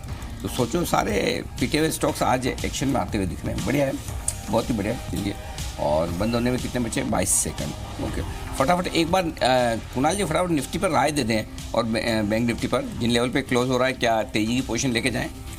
देखिए, मैं आपकी राय से पूरी तरह सहमत हुआ नहीं जी। जो आपने अभी कहा था कि अभी ये जो आज का पुल बैक है, इसका मतलब ये नहीं है कि गिरावट थम गई है, अभी भी गिरावट है। तो अगर आप बहुत शॉर्ट टर्म ट्रेडर हैं, तब जरूर 10,590 के टारगेट से बाय करके चलें। 10,590 का सबसे बड़ा जो है चुनौती होगी। ये घंटी जोरदार है, एकदम ऐसा लग रहा है स्कूल की छुट्टी हुई है वैसा। बिल्कुल नहीं, गिरावट वाले दिन तो घंटी और अच्छी हो जाती है और मधुर हो जाती है। अच्छा बजा चलो दिख लो। लेकिन चलिए, आज का सेशन भी बुरा नहीं है। फाइनली एक रिकवरी आई है, भली छोटी सही लेकिन काम की है। निफ्टी और सेंसेक्स में, बैंक निफ्टी में भली छोटी रिकवरी आपको दिख रही हो, लेकिन अच्छी बात क्या है? अच्छी बात है कि मिड कैप स्मॉल कैप शेयरों ने दमदार प्रदर्शन किया है। और आप जरा मिड कैप और स्मॉल कैप इंडेक्स एक बार देख लीजिए, उससे आपको अंदाजा लगेगा कि बाजार में किस तरह की तेजी बनी। मिड कैप इंडेक्स 5% ऊपर जाकर बंद हुआ है, स्मॉल कैप इंडेक्स भी 5% ऊपर जाकर बंद हुआ है। तो इससे बढ़िया क्या चाहिए कि अगर जो पिटे हुए शेयर हैं वो अच्छी रिकवरी के साथ बाजार में बंद होते हुए दिखे। कहाँ से आई ये रिकवरी बता दें हम आपको फटाफट। डॉक्टर है आज का टॉप गेनर, उसके बाद Bajaj Finserv, Bajaj auto, Bajaj group के तीनों ही शेयर बजाज फाइनेंस मजबूती के साथ बंद हुए हैं। SBI रिजल्ट्स के बाद भागा है। टाटा मोटर्स में 4% की रिकवरी है और कोल इंडिया 3% मजबूत हुआ है। हिंडाल्को और सन फार्मा जैसे शेयरों में भी थोड़ी थोड़ी खरीदारी आती हुई दिखी। तो फिर कमजोर क्या रहा? IOC नतीजों के बाद 3.5% लुढ़का है। अल्ट्राटेक, जिसका जिक्र सुबह हमने किया था, उबर नहीं पाया बेचारा, 2.5% नीचे जाकर बंद हुआ है आज भी। आइए वायदा कारोबार के कुछ बेहतरीन स्टॉक जो एक्शन में रहे वो मैं आपके सामने रख दूं। कौन से शेयर ऐसे हैं जहां पर बड़ी तेजी या बड़ी मंदी होती हुई दिखी है? PC ज्वेलर्स आज का स्टार परफॉर्मर, सिर्फ 15% भागा है ये आज के सेशन में। 15% भागा है स्टार, स्ट्राइड्स, शासन। 10% से ज़्यादा की छलांग लगाई है JP एसोसिएट और बलरामपुर चीनी ने। NCC भी कम नहीं रहा, 9% चढ़कर बंद हुआ। उसके अलावा जस्ट डायल कल बाजार बंद होने के बाद जिसके रिजल्ट आए थे, ये 6% बंद हुआ। अशोक लेलैंड 5% बंद हुआ। जेट एयरवेज बैन में होने के बावजूद खरीदारी आ गई। जस्ट डायल में बैन में होने के बावजूद खरीदारी आ गई। आरकॉम में बैन में होने के बावजूद खरीदारी आ गई। हेवल्स, ये भी पिटा हुआ स्टॉक, आज 4.5% उछल गया। तो कई सारे ऐसे पिटे हुए मिड कैप्स हैं जहां बेहतरीन रिकवरी आज के सेशन में आई। तो कमजोरी कहाँ रही? महानगर गैस लिमिटेड 800 के नीचे बंद होता हुआ दिखा है आज 5% के नुकसान के साथ। उसके बाद केडिला हेल्थ केयर 3% नीचे है और आपका STVT के सारे टारगेट भी हासिल हो गए। अदानी पावर, आंध्रा बैंक जैसे शेयरों में थोड़ा थोड़ा नुकसान। बिल्कुल, तो आज की क्लोजिंग हमको मिली है। बहुत बहुत शुक्रिया आज के मेहमानों का आज जुड़ने के लिए। राकेश जी आपका शुक्रिया, कुणाल जी आपका भी शुक्रिया और साथ ही आशीष आपका भी बहुत बहुत शुक्रिया आज का कार्यक्रम जुड़ने के लिए। लेकिन अब मार्केट का एक्शन खत्म, लेकिन एक और एक्शन शुरू है जी। आप बता रहे 4:30 बजे आज क्या है? आज तो बढ़िया वाला एक्शन है, मतलब आप पूछो मत। टेम्परेचर कैसा? गर्मी बढ़ रही है? नहीं, गर्मी तो है, भयंकर वाली है। हाँ, भयंकर वाली समझो। आज इसी पे हमारा खास शो है कि जो गर्मी बढ़ रही है उससे पूरा उत्तर और मध्य भारत बेहाल है और मौसम ने सब लोगों के पसीने छुड़ा दिए। खाली मार्केट में नहीं, जो मार्केट में नहीं है उनके भी पसीने छूट गए। तो आने वाले समय में गर्मी का सितम क्या रहेगा और ऐसे में आपको अपना ख्याल कैसे रखना है? तो मार्केट की गर्मी का ख्याल तो आपको रखने के लिए दिन भर डिम्पी मदद करते ही हैं, लेकिन मौसम की गर्मी का ख्याल रखने के लिए भी आपको बताएंगे। 6 बजे बड़ा इंटरेस्टिंग शो है और आज वो एक हवाई यात्रियों के लिए dos and don'ts code of conduct आने वाली है और प्लस साथ ही उनको ये पता चलने वाला, चार्टर आने वाला है कि आपके क्या हक है, क्या अधिकार हैं, क्या राइट्स हैं। तो अगर आप एयर ट्रैवल करते हैं तो आपको ये शो ज़रूर देखना चाहिए ताकि आपको पता चले कि एयरलाइंस के खिलाफ आपके पास क्या क्या हक है जो आप उनसे मांग सकते हैं। यानी कि कब आप टिकट कैंसिल कराओ, कब आपकी बोर्डिंग होनी चाहिए, कब आपको एयरलाइंस को इन्फॉर्म करना चाहिए, फ़्लाइट लेट हो जाए तो क्या कुछ कर सकते हो। और 8 बजे तेल पर टैक्स लगाकर उगाही करने का जो खेल है उस पर हम कंज्यूमर्स के हित की बात करेंगे। लोग परेशान हो रहे हैं पेट्रोल और डीजल के बढ़े हुए दामों के चलते, और ऐसे में सरकार लोगों की जेब काटकर तिजोरी भर रही है। राहत कब मिलेगी, ये सवाल उठाएंगे और कोशिश करेंगे इस पर जल्दी से जल्दी राहत मिलेगी। बिल्कुल, राहत तो मिलनी चाहिए, बिल्कुल, ये तो बहुत ज़रूरी है। और फिर उसके बाद ये सब होने के बाद रात को कोशिश करेंगे कि डाउ जोन्स अच्छा मजबूती के साथ ट्रेड करता रहे, ताकि कल फिर से आपके साथ एक सुहानी सुबह हरियाली के साथ, हरे निशान के साथ देखने को मिले। फिलहाल फाइनल ट्रेड में आज के लिए इतना ही। मुझे और डिम्पी को दीजिए इजाजत। नमस्कार। नमस्कार।